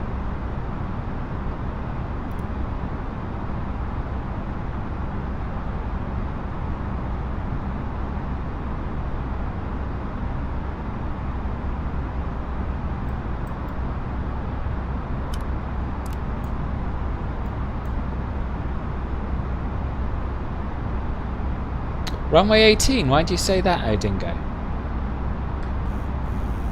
Is modelling of contrails part of the upcoming sim update? I'm not really sure, Rashid. I'm not sure. I have heard it talked about, but I couldn't confirm it. Less space on 3-2 right. Take the challenge. Alright. Alright, I can do that. I'm just going to have a quick look at VATSPY, because 3-2 left is closer to where we're going. and longer, but I don't really mind. Ah, that's interesting, Christopher. I didn't know that. 3-2 left is in use. Is that... How do you know that, Jace? Only 3-2 left.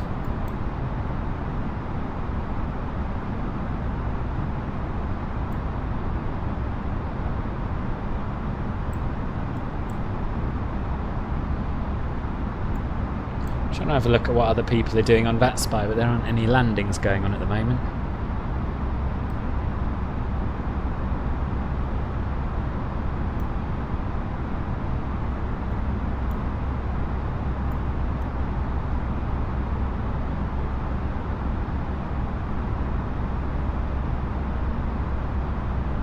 Yeah, they should add a noise, you're right. You're right. Quite close to Terminal 4 for Iberia. Yeah, it's quite close. It's not as close as 3-2 left. Come on, doesn't really matter. We'll do 3-2 right. Okay. Oh, on flight radar 3-2 left is being used. Okay.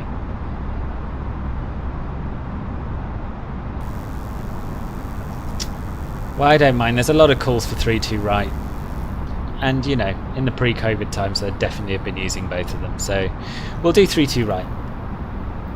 LEMD, arrival, correct star. Do we want whiskey or Zulu? Let's have a look at the charts, see what makes most sense.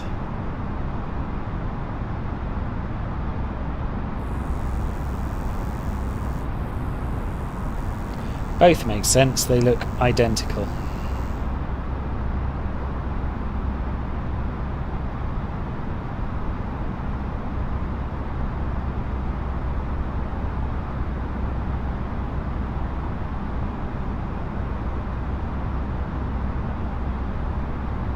Procedure only usable when SSY VOR and or CNR VOR and or VTB VOR unserviceable or by ATC. Okay, Zulu it is.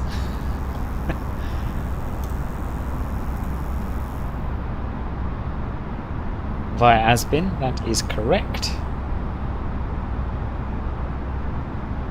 Yep. Insert. Good, that's that then.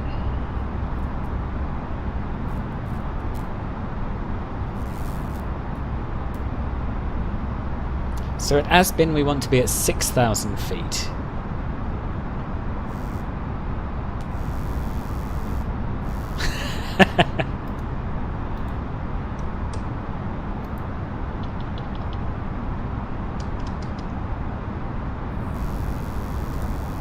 This has gone wrong down here. 97 nautical miles before Asbin, and we'll add 10 onto that for decel. So we just have to wait until we are 107 nautical miles away.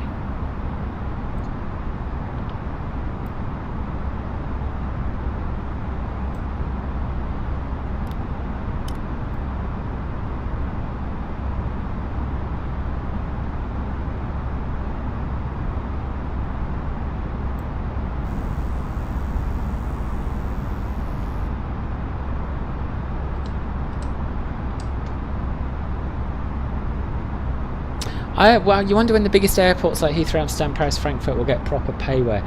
Yes, I do as well. I do as well. I imagine Amsterdam won't be too long, and Frankfurt and Paris, because they've all had fantastic quality sceneries for them in P3D, so it's a question of porting and souping up rather than starting again. Yeah, I still haven't seen this pigeon. So I hope he is, at least so I can see him. Flightzilla, hello. Been watching a movie with the boss. Oh, that's fair enough. That's fair enough. You should spend your Thursday evenings with your partner. It's going well. Yeah, it's going all right. We are not too far away from landing now, so 7:24 now. About half an hour away from landing. No catastrophes. Forgot to switch to Unicom. Just tuned it into the standby and wondered why no one could hear me, but fortunately Kai was here to point it out. So yeah, it's going all right. How are your chips?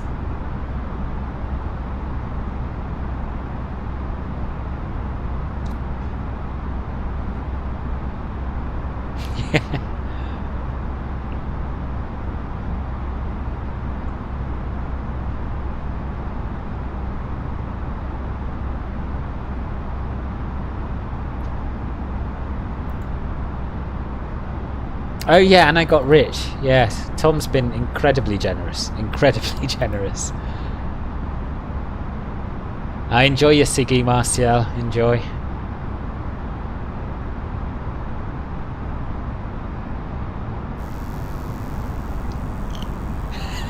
Yeah. That would have been the fill bet. It would.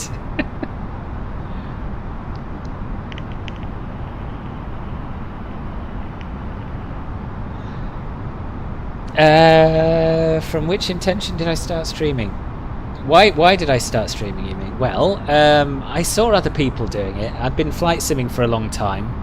I was very excited about MSFS and I was on the alpha testing program. And basically I saw other people previewing it and I thought, oh, do you know what? That does look quite good fun and I'll give it a go. Wasn't sure if I'd like it. Turned out I did. Captain Morris is napping. He's asleep in the hallway, I think. Yeah, he's curled up with Mildred on the floor.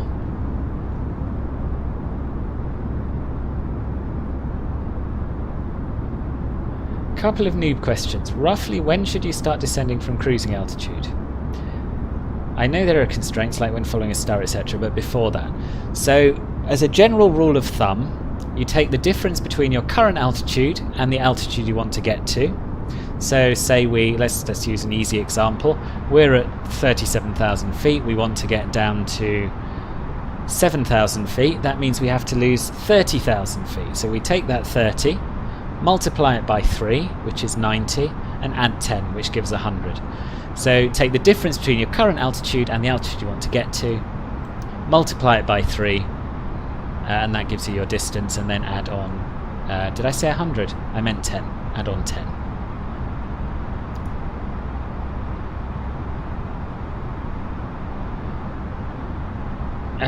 Hello Kai, you made it. I'm pleased. Good. I haven't flown to Helsinki in this sim. Oh, good. Yeah, I really fancy some now, even though I made myself some pasta for dinner.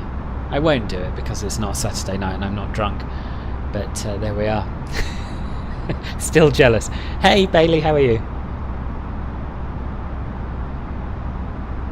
I think you're all having a group hallucination, but take whatever you've taken today before the next group flight and I'm confident he'll be there.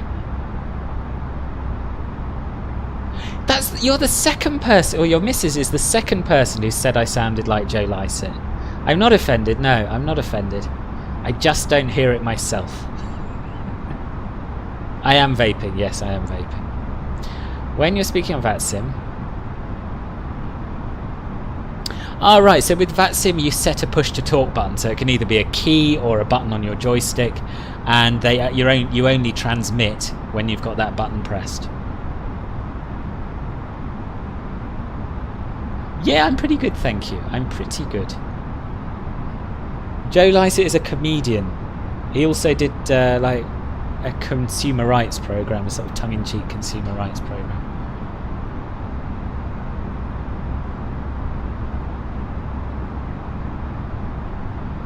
No! Was that on your stream? I'll have to catch up. Can you not turn these failures off? And more importantly, did you survive it? Ah, that's good to hear, Idingo. Yeah, what I didn't actually look at the clouds. What's it saying? Scattered at 8,000. It's alright then. Which runway did you land on?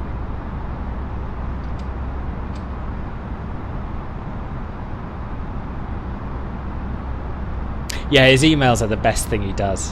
Yeah.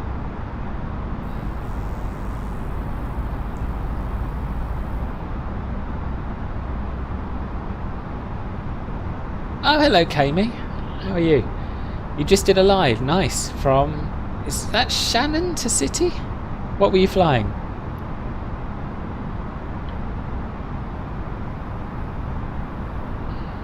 Oh, you changed to 3-2 left. Okay. I do. Yes, I do. I do. Sadly. Better than smoking, though.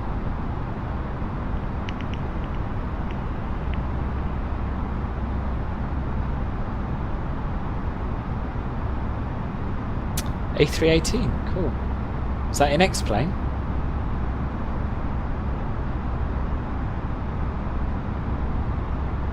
Oh, so you're doing the last leg of BA002.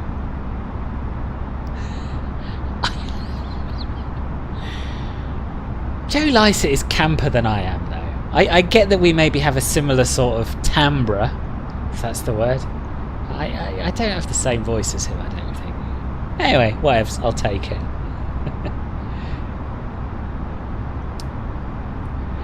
I should try Salty Sim 747 mod. My understanding, mostly from Ben, Flightzilla, is that it still doesn't fly at all like a 747, and that's what's put me off it, really. So I did fly the 747 without it soon after the sim came out, and I wasn't that impressed. And I've heard that because it's a premium edition plane, they can't actually do much with the flight model, which is the biggest thing that puts me off it, really.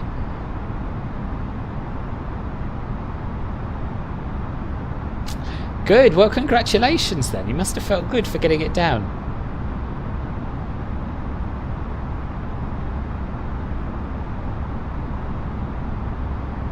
Oh, Dingo's already down, isn't he? I thought. Buy some anti-nicotine patches. I don't need patches because I got my vape. The main thing is, I'm no longer inhaling carcinogens.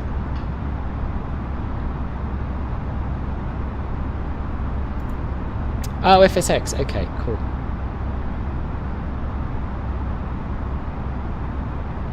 Hello, George.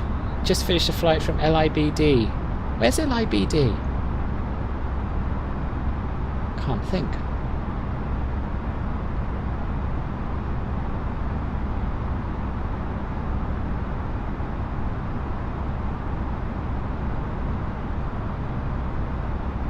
Oh, I was very annoyed at that, Bailey. Yeah, I was outraged, absolutely outraged. Because it's one thing spawning on top of someone; it's another thing then getting cross with them for it. There's always loads of ATC at London.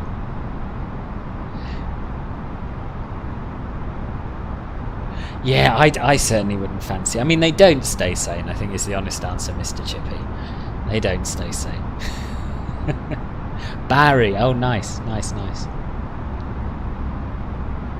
Right, I should probably do something. I'm just chatting away and I haven't actually looked at when we are descending. Probably a little while ago now. Where's that waypoint I said? Asbin. Where is it? Oh, it's there. Oh no, we're alright. About 100 nautical miles to go. Which is about when we wanted to start our descent, so that's worked out nicely, isn't it? The minimum safe altitude for our star, though, is 10,000 feet after Adduxo. So we'll just descend to 10,000 for now. And I'll set up for the approach properly as well.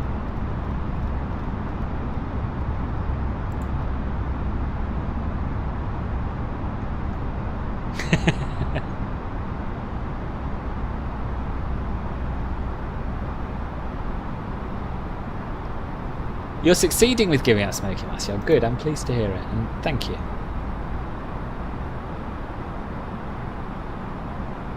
Ah, that sucks, Stephen. I hope you'll find your password. If not, you can reset it.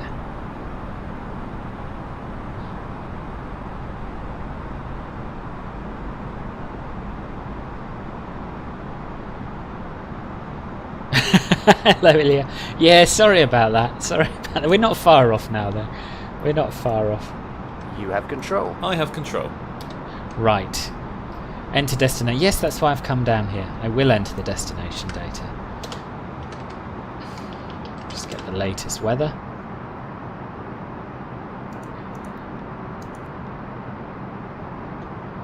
QNH is 1028. Temperature is 9. Wind is 330 at 4.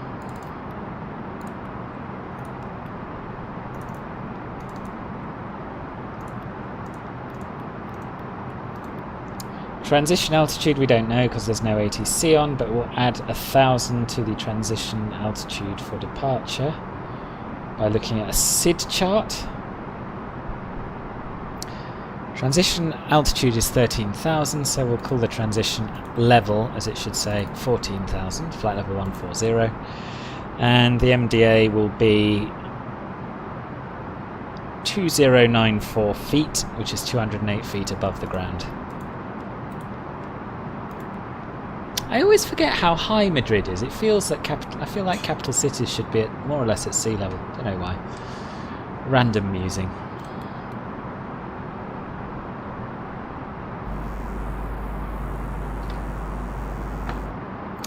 We use auto brake low because we've got loads of runway to play with. I have control. You have control. Bit misty, isn't it? A little bit on the misty side. I've got a mixture of ultra high and a few medium, Martial. If you look at the bottom of the video description, there's a link to a screenshot of my sim settings.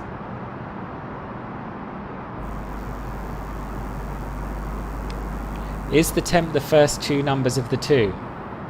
Yeah, so it's temperature and dew point. It's not maximum and minimum. It's just the first number. No, that's not true. Okay, that's a bit of a myth. Different airports have different transition levels.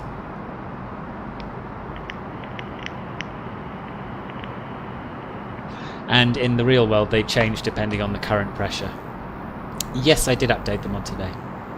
Hello, Chris Cross. I call you Chris Cross, I think. Hello, welcome.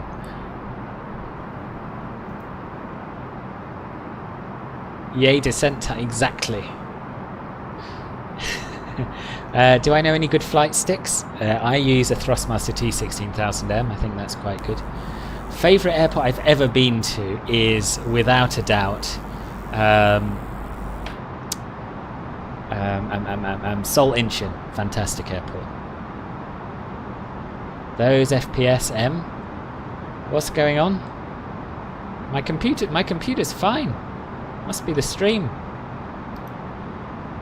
FPS M. What's going on? Oh, sorry, a bit of an echo. Stream looks alright from my end.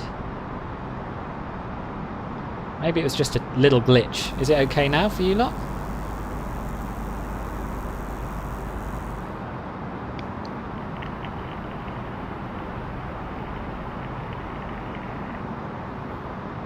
Oh, you're 10 nautical miles behind me. Right. That's alright. 10 nautical miles should be doable. I won't hurry to slow down though. It's better now. Good. Someone else has told me to use CPU rendering. I'll do that. Because we had this issue on the Bimbles, and I thought I'd fixed it by reducing the bitrate, but perhaps not. Definitely, Rashid. Yeah, definitely.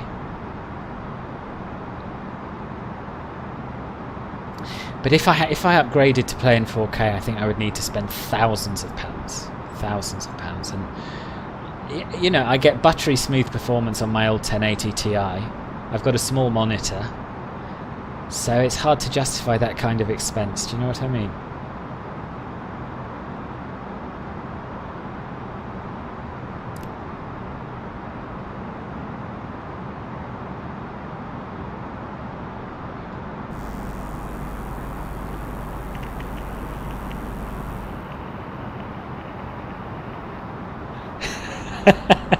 I loathe flying from Stansted, but mostly because of Ryanair. Because I had a big falling out with them over the size of a hold bag. Ben, I just want to check. Have you rewound a little bit? Because you're very delayed. I've done that myself on YouTube streams before. I thought I was watching live and I was actually a minute or two behind.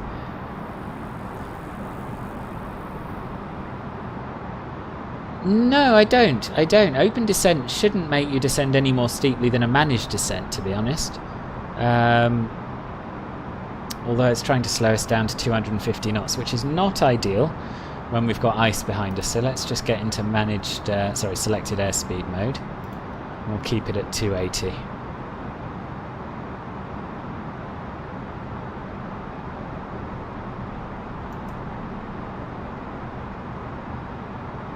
Okay, CPU rendering it is. I'll do it. You started from scratch and built a PC for about £1,500 and it gets 25 Oh really? Alright, at some point I'm gonna have to ask people for some hardware advice. Because obviously I want a 3080 or a 90, but I think that's probably excessive. But I honestly don't know if my motherboard will support it, if I need to upgrade my processor. So this is a conversation we will have at some point, probably on my Discord server.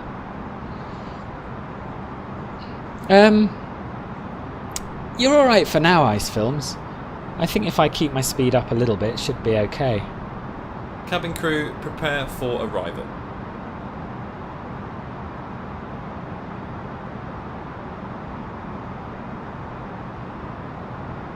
I'll drop to 250 when I get close to 10,000 feet.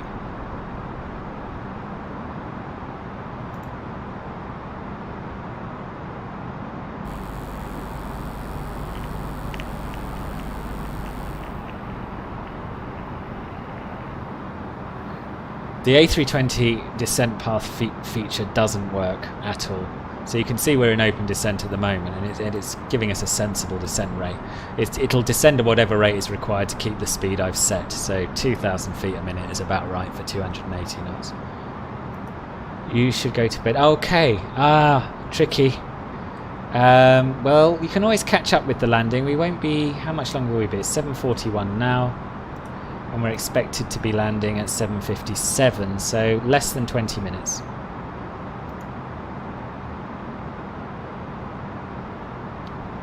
Yeah, I used Luke Air Tool on one of my flights, and it is really good.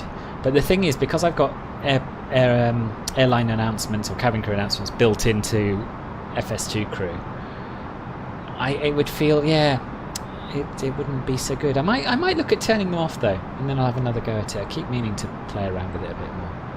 You're getting a 3070 for your 50th. Nice. Yeah, so I limit my frames to 30 using Reaver Tuner, which is why I get it as smooth as I do, I think. I wondered then. Good. Didn't want to insult you by getting it wrong, but I thought, yeah, it could be what's happening here. Well, yeah, it's the Flybywire. Yeah, it's the dev version of the Flybywire A32NX. The 3090 is a massive waste of money. Yeah, I think it is. That's the general impression I've got.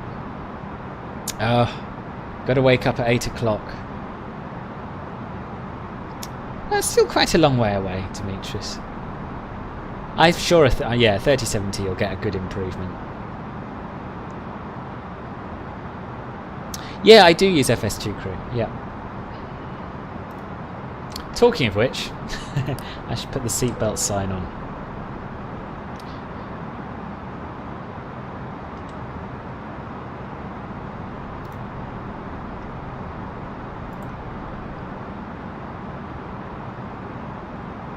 And we'll set local pressure.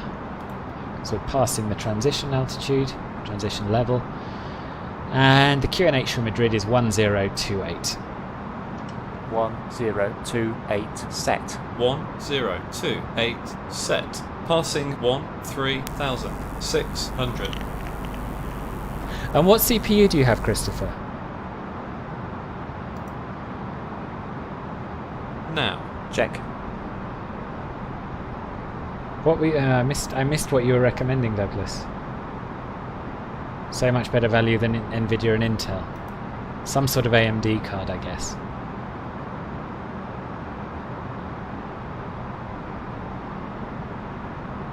Really? 40 frames per second at Ultra 4K? Maybe a 3070 is what I should be going for then. Oh wow, okay, so I do need to upgrade my CPU then. Maybe an 8 AM stream tomorrow. Not a chance, Demetrius, I'm afraid. Sorry.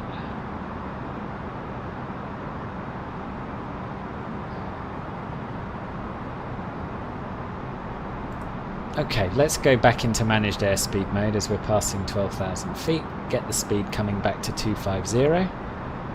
I mean, that's what it wanted to do a long time ago, so hopefully it'll do it now. Oh, it wants to go to 220. We don't need to be that slow. There are no speed constraints on this star at all.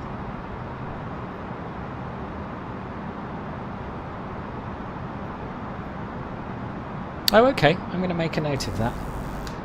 The thing is, I don't have the real desire to upgrade at the moment because I know it's a little bit stuttery at times on the stream, but in my sim, it's buttery. With some exceptions, when I'm flying over photogrammetry, I get a little bit of stutter. When do I plan to do a flight to from Southend? I don't have any plans to at the moment, but I should think about it. I've got quite a long list of flights, but I will certainly consider one from Southend in the future. Oh, I am pleased to hear that. Yes. What would you... I'm not really. I want you to have the perfect experience having spent so long getting X-Plane going. What was the Zebo doing?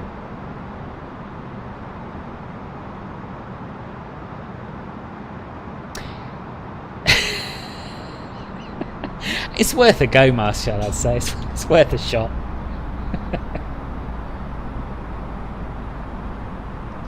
Okay, so we can descend... Oh no, we can't descend further yet.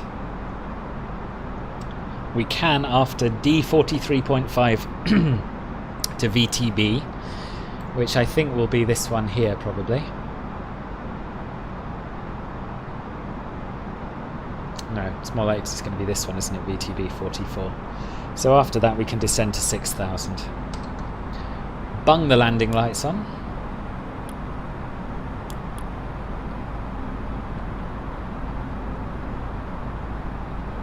LS button time.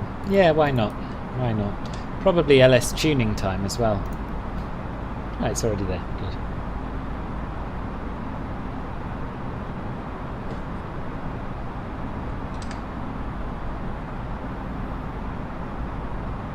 It's worth a shot. I was responding to Martial that if everyone gave me a £70 donation, maybe I'd feel obliged to do an 8 AM stream. Maybe I would.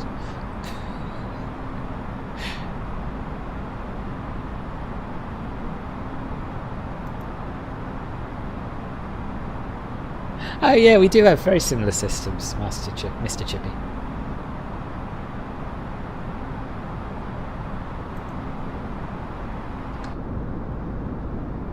I always like the approaches into Madrid. They're all pretty interesting. But I usually end up coming from the north, I think.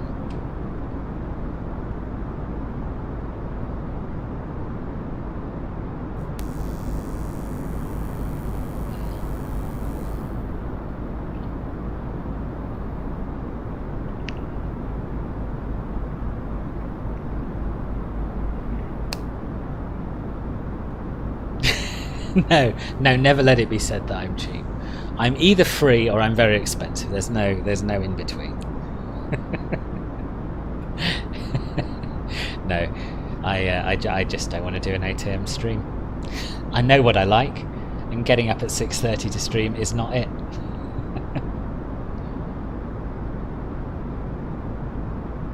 Oh, hello Herbie. I didn't see you. In fact, I did see you, and I forgot to reply to your message. Nice to see you. I did a flight to the place whose name I've forgotten again the other day, and I thought of you. Oh, come on. A Coruña, that's right. I flew from Madrid to A Coruña, and it was very near where we did that last leg that I was able to join you on of the VFR tour, I think. Very pretty part of the world. I used Bene Overlay for that, Kami.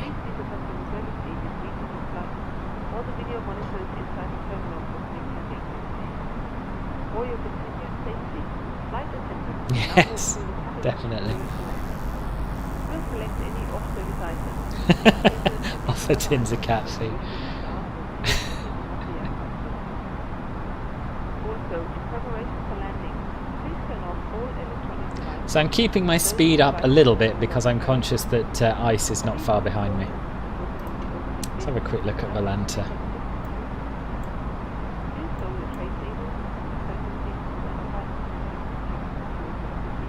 Oh yeah, Dingo's ahead. There's ice. Okay, we've got some reasonable separation between us. There's an inbound from EDDL. Quite a long way ahead, very close to Dingo, but of course Dingo's not in VATSIM, so it doesn't really matter.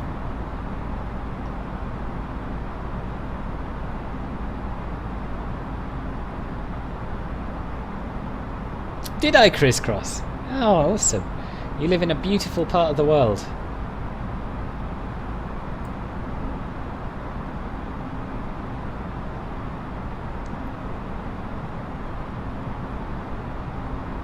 I already have, Ben, and I promised I wouldn't talk about it anymore this flight. but don't let me stop you.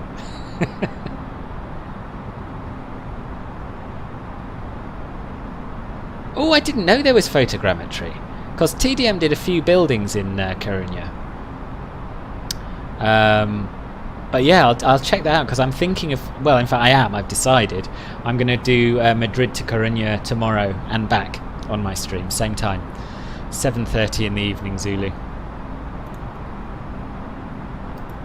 Okay, we can go down to 6,000 now. Oh, it wants to speed up. Why? What's it doing? It wanted to go down to 220 knots before. And we're below 10,000 feet, so it shouldn't be going faster than 250 anyway.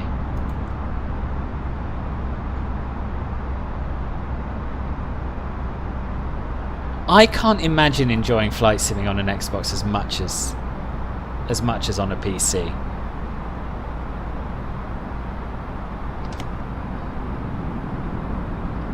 Approach checklist. Briefing. But I'm sure it'll be very popular. Status. Checked. Baro ref.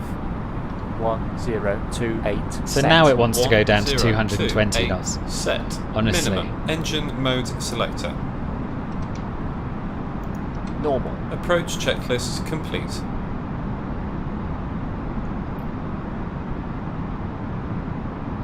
Yeah, it is. It is.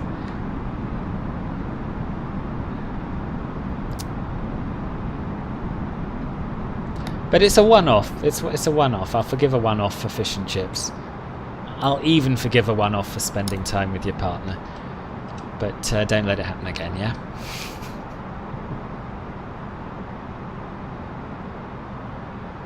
No worries at all.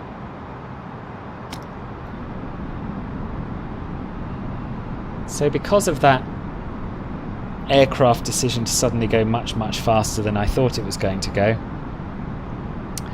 we're a little bit on the high side now, so I'm using a little bit of speed brake to get us down to 6,000 feet by Asbin, which is here. Hopefully we can do it.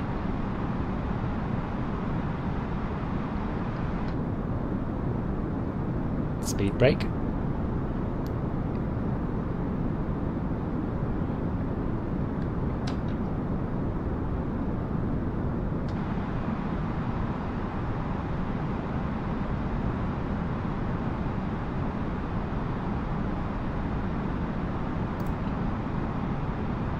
Oh, I should ask people to subscribe though. If you're watching and haven't hit the subscribe button yet, I'd love it if you would. And you can click the thumbs up button while you're down there as well. Yeah, it's 5,000 feet. Yep, for the glide slope. Flaps 1. Speed checked. Flaps 1. Want a little bit more drag, you see.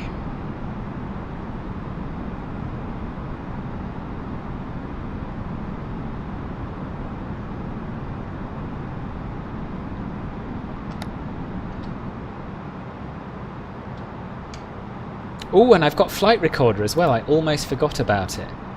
So for the first time, we should be able to have a replay.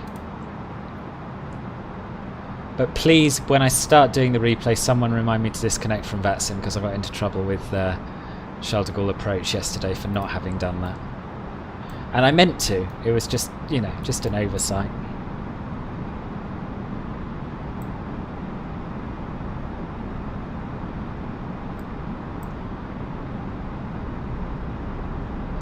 Yeah, sure. So TrackIR is a head tracking system which puts an infrared camera. You put an infrared camera on top of your monitor, and by default it comes with a reflector or a set of reflectors that you clip onto a baseball cap, and then that allows you to look around the cockpit by moving your head.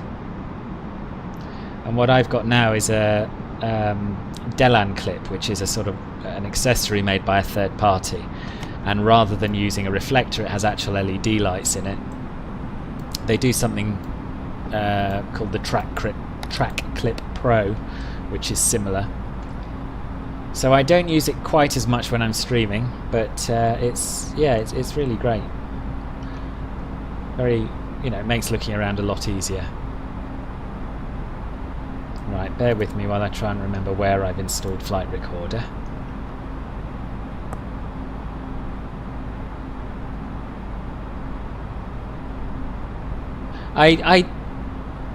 I don't know what happened. I was nowhere near the approach path for Charles de Gaulle, but I think the approach controller spotted me and decided, well, had nothing better to do than to remind me of the error of my ways.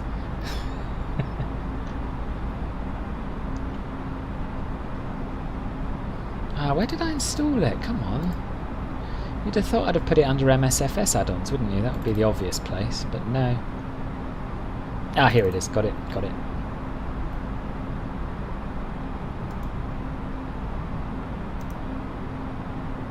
Mark, you have to come onto VATSIM. You must. Well, you don't. I mean, you don't obviously have to, but you should, because you've done a lot of practice, and it won't be the same without you.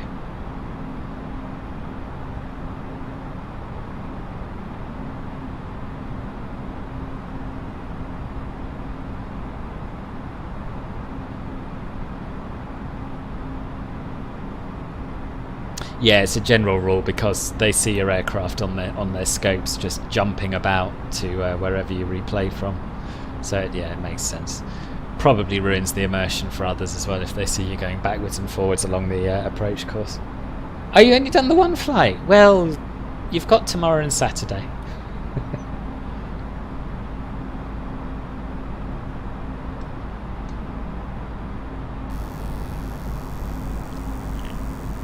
Right, so we are about to intercept the glide slope, as you can see. Ground spoilers are armed. Auto brake 2 is set. It's all looking good. So this is what you can do with TrackIR. I'm doing this just by turning my head, so I can look down, I can look up at the overhead panel, look over there. That's the beauty of TrackIR. It's a lot more intuitive than using your mouse. But as I say, on streams I tend to freeze it in place because I think it gets a bit distracting for people.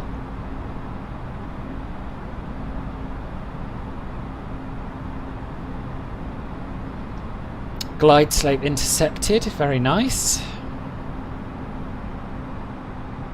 Now normally I extend flaps 2 and gear down before intercepting the glide slope, but we're on quite a long final here. We've got more than 10 miles still to run.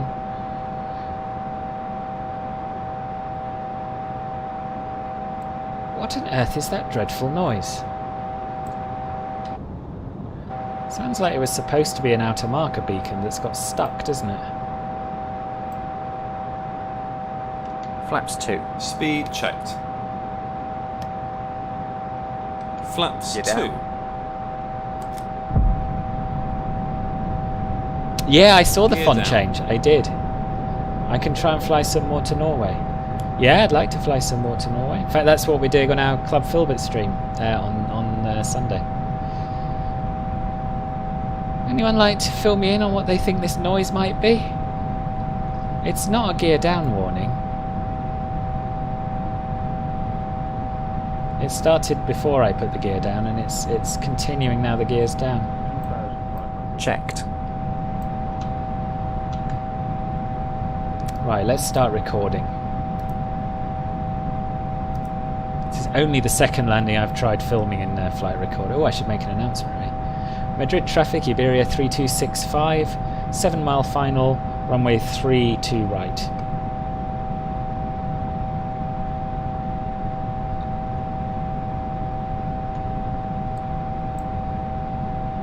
Oh, why am I not on Unicom?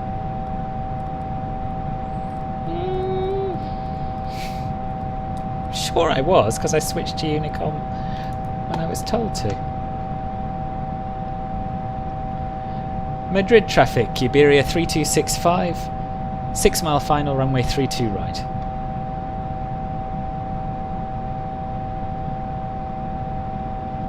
Yeah, I wonder if I twiddle. You're right, it does sound like that. Madrid traffic, easy 24 Whiskey Bravo, 10 miles on final 32 right. Blimey, still quite close. Flaps 3. Speed checked. Flaps 3.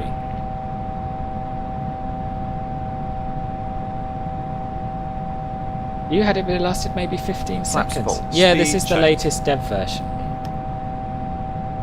Flaps full. I don't know. Cabin crew, be seated for landing.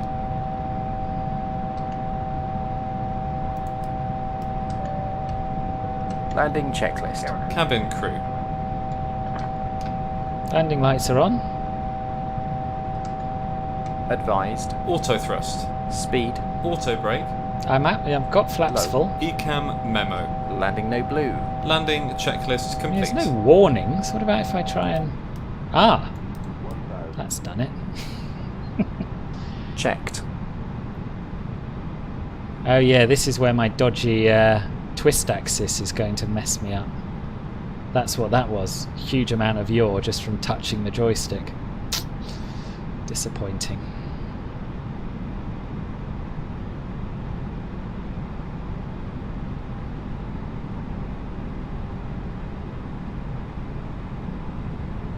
Oh, that's good to hear, Richard. Right, I should really concentrate on trying to fly the plane now, really, shouldn't I? Because the autopilot's not doing a very good job of it. 500.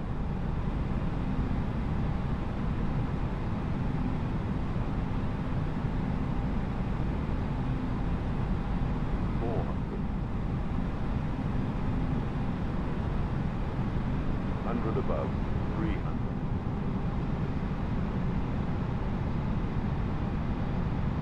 Minimum Continue. 100.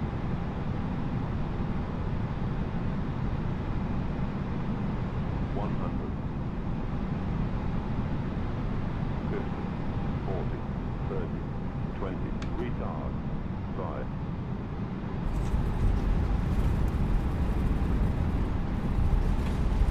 5. Spoilers. Reverse green. Decel.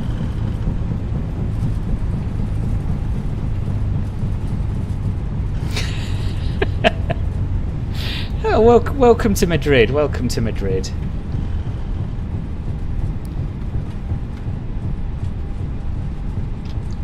$70 knots. Take this high speed on the left. Good job there.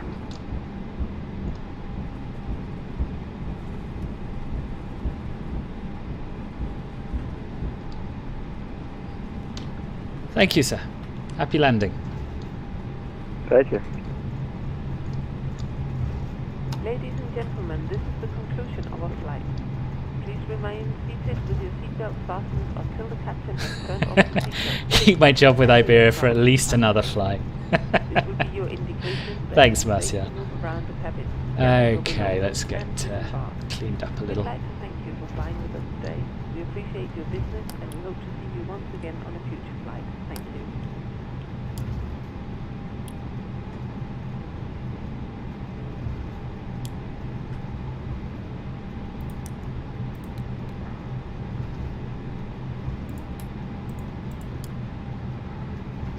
After landing checklist. Flaps.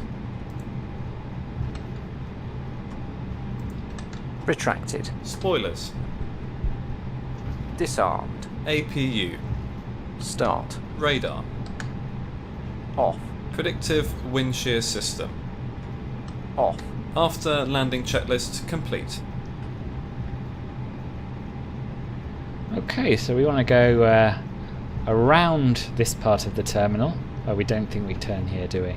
Next one.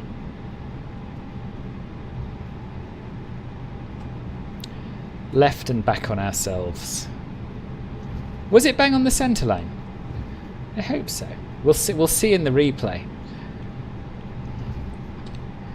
Yeah, I was pleased with that. I really thought my dodgy rudders were going to mess it up, but no.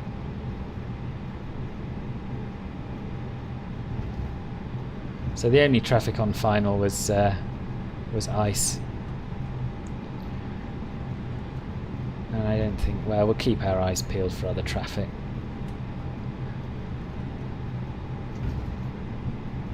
I sometimes announce my taxi intentions on Unicom, and sometimes I don't bother. And at an airport like this, I'd be sitting there trying to work it out for so long. I just don't think it's worth it. We don't mention Royal Bhutan Airways, Demetrius.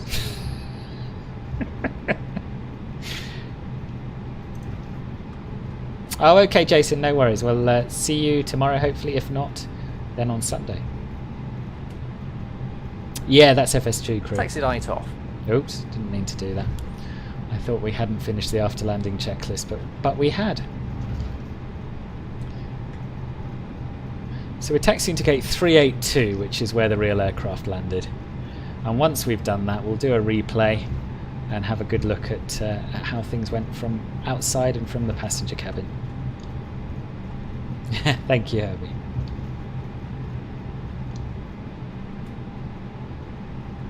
So this is LatinVFR's Madrid. Nearly said Barcelona. LatinVFR's Madrid, which I reviewed quite recently.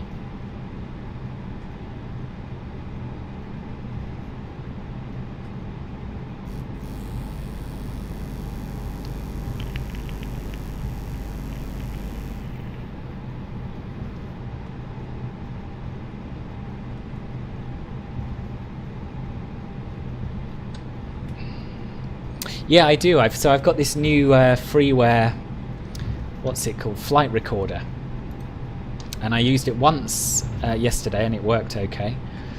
No, and again this morning actually. So we'll see how it goes. Yeah, it will be the first landing wing view on stream. I hope you're still here, Caffel. Bit disappointed that Jason's gone, as they are the two most keen on the wing views. Yeah, it is a beautiful bit of architecture. If you've got the Asobo version, then I would say probably not Travelographer. But it's you have a look at my video, and you can. I've done a little photo montage comparing the two, so you can make your own mind up from that. Depends how often you're going to do it.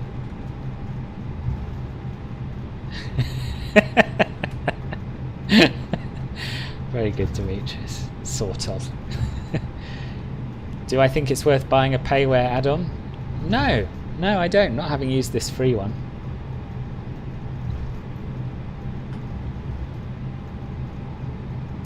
Especially as Asobo have said they're working on something themselves. So, yeah, I can't think. Oh, hello. I do have an active internet connection. Thank you.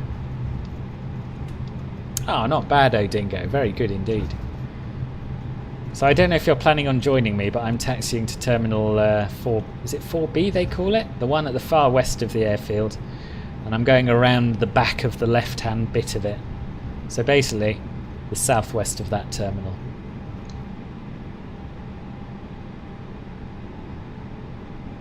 Oh, I didn't notice any elevation issues myself. Did notice a lot of flickering. Yeah, I agree, Herbie.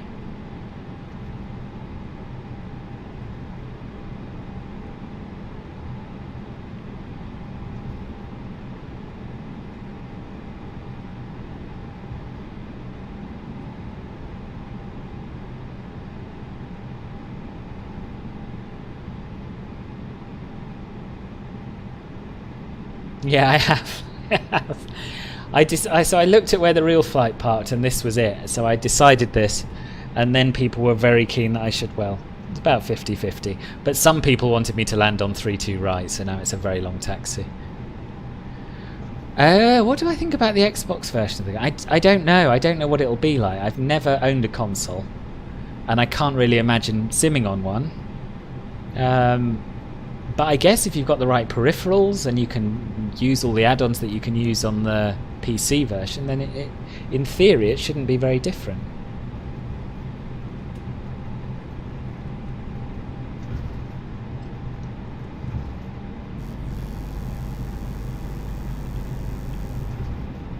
Okay. Yeah, some of the taxi signs I noted were floating. I didn't notice any the same issues with the terminals.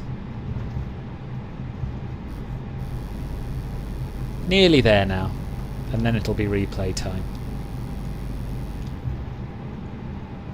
This flickering I really don't like, and you don't get that with the Asobo version. Could be my particular combination of hardware, I don't know. Terminal 4 is science fiction, yeah. 4S, that's the one, yeah, thank you. That's what I meant.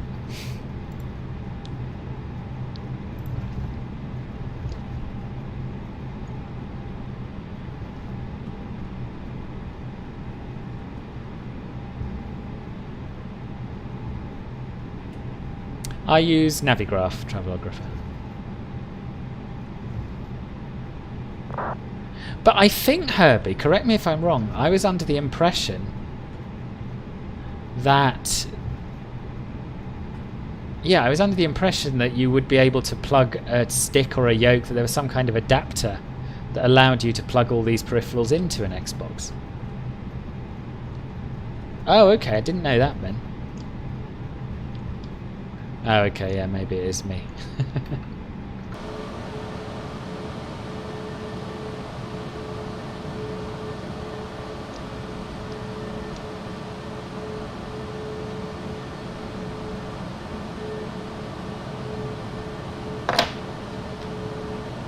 What gate did I say? 382. That'll be this one then.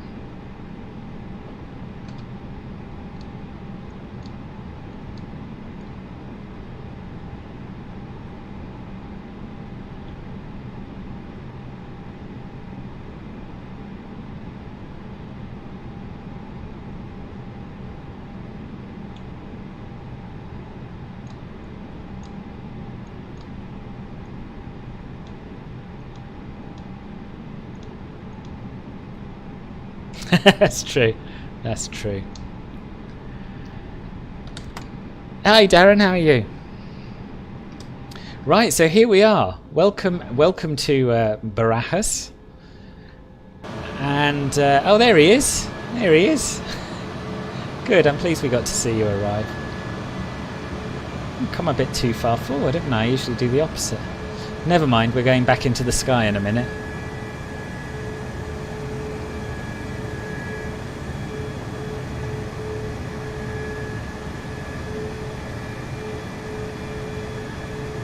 Don't park as far forward as I did, eh, Dingo?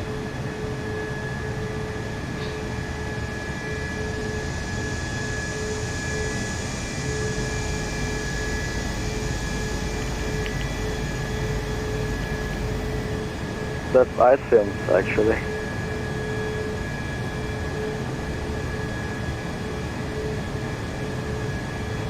What was that? Remember to disconnect from VATSIM. Yes, absolutely. Thank you. I prefer One World, but only because I have quite a lot of Avios.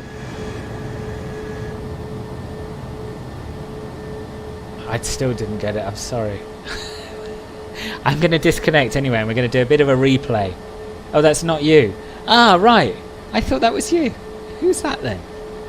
Have a look on that. That's ice films. Oh, yes. Sorry, it's the ice film. Sorry. I got you muddled up. I knew one of you was ahead and one of you was behind. Forgot which was which. Yes. Well. Don't worry. Nice to have you here. I'm going to disconnect now to do this replay. It's going to be very exciting. You're going to love it. Okay. Right. Let's see if this works. Flight recorder. Stop recording. Replay. Right, here we are. Easy as that.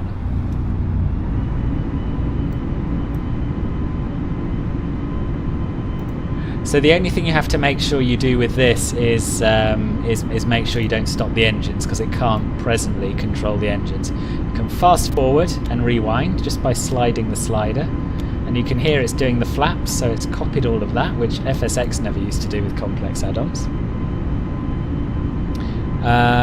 So yeah, let's resume the replay and have a look from the cabin.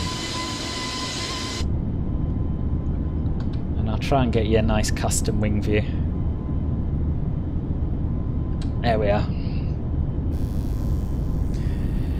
There aren't really issues. So the issues with the Xbox connection, in theory, should stop you being able to download scenery. But yeah, it tends to just blip occasionally, and I think it is still connected, really. Oh yes, thank you, Tommy. I was just getting to that. You're right, there was no end of the world beeping. Funnily enough, last time I did a replay, I had a switch clicking in the cockpit. I think it was the runway turn-off light switch, and it was just going up and down and up and down. And this is, yeah, so far so good.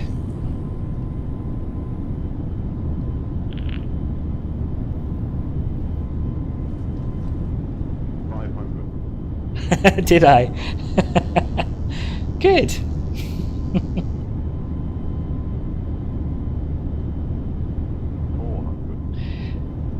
So the engine sounds seem to be either sort of high N1 or virtually idle. There doesn't seem to be much variation, but who cares about that when you've got this sort of a view?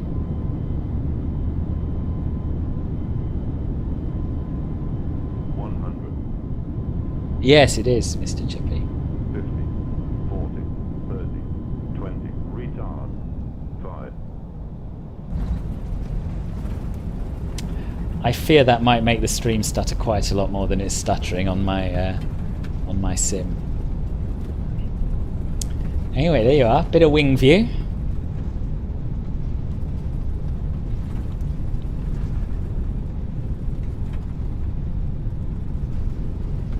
Yeah. Yeah. Help, help. Flash the lights. It is really impressive for free. And to be honest, I don't know much about the two payware versions that are available. But what more could you want? I mean, you can save these and all the rest of it. And come back to them later. So I honestly can't think of any features that are missing from this that a paid version would be worth buying for. That's cool, isn't it? I mean, that is cool. Yeah, it's a little stuttery on my sim, but I'm sure it looks much worse on the stream. There are LJ vlogs, yep, they're there. Okay, so that's our wing view. Now I propose we take a little look from the drone. And what I'll do is I'll park it next to the touchdown zone.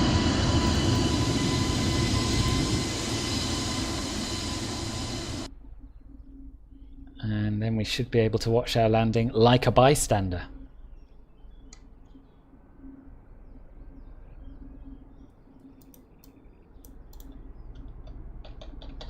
Turn off follow mode. Zoom in a little. Let's see how that looks. Resume. 400.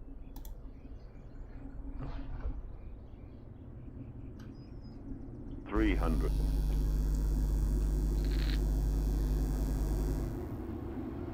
200. Try the other side. I'll do the other side as well. 100. 50, 40, 30, 20, retard,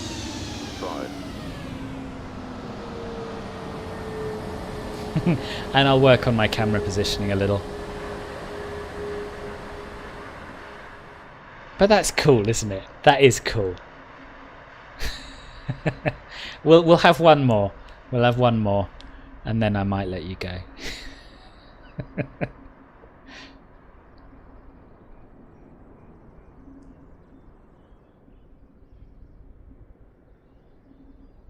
Yeah, I know, it didn't feel quite that good from the cockpit, I have to say. Right, so I want to come a little bit more this way, get a little further away. And yeah, let's rewind it again.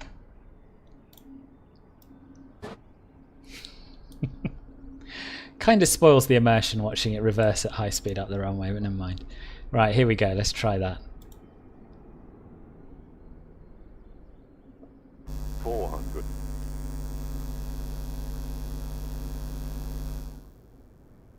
300. It's called Flight Recorder. I should have put a link in the description, but I haven't. But if you search flightsim.to for Flight Recorder, it'll come up. 100. 50. 40. 30. 20. Retard. 5.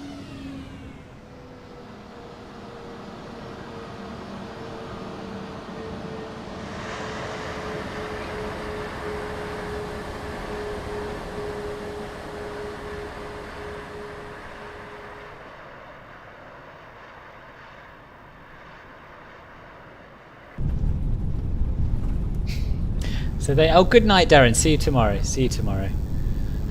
And the last thing I want to do is just watch the very last bit of the taxi in.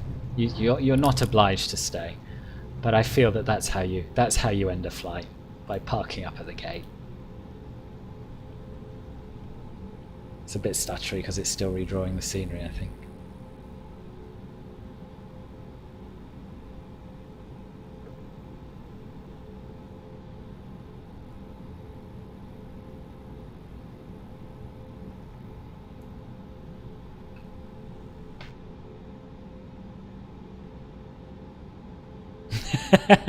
I'm going to say absolutely nothing, Mark.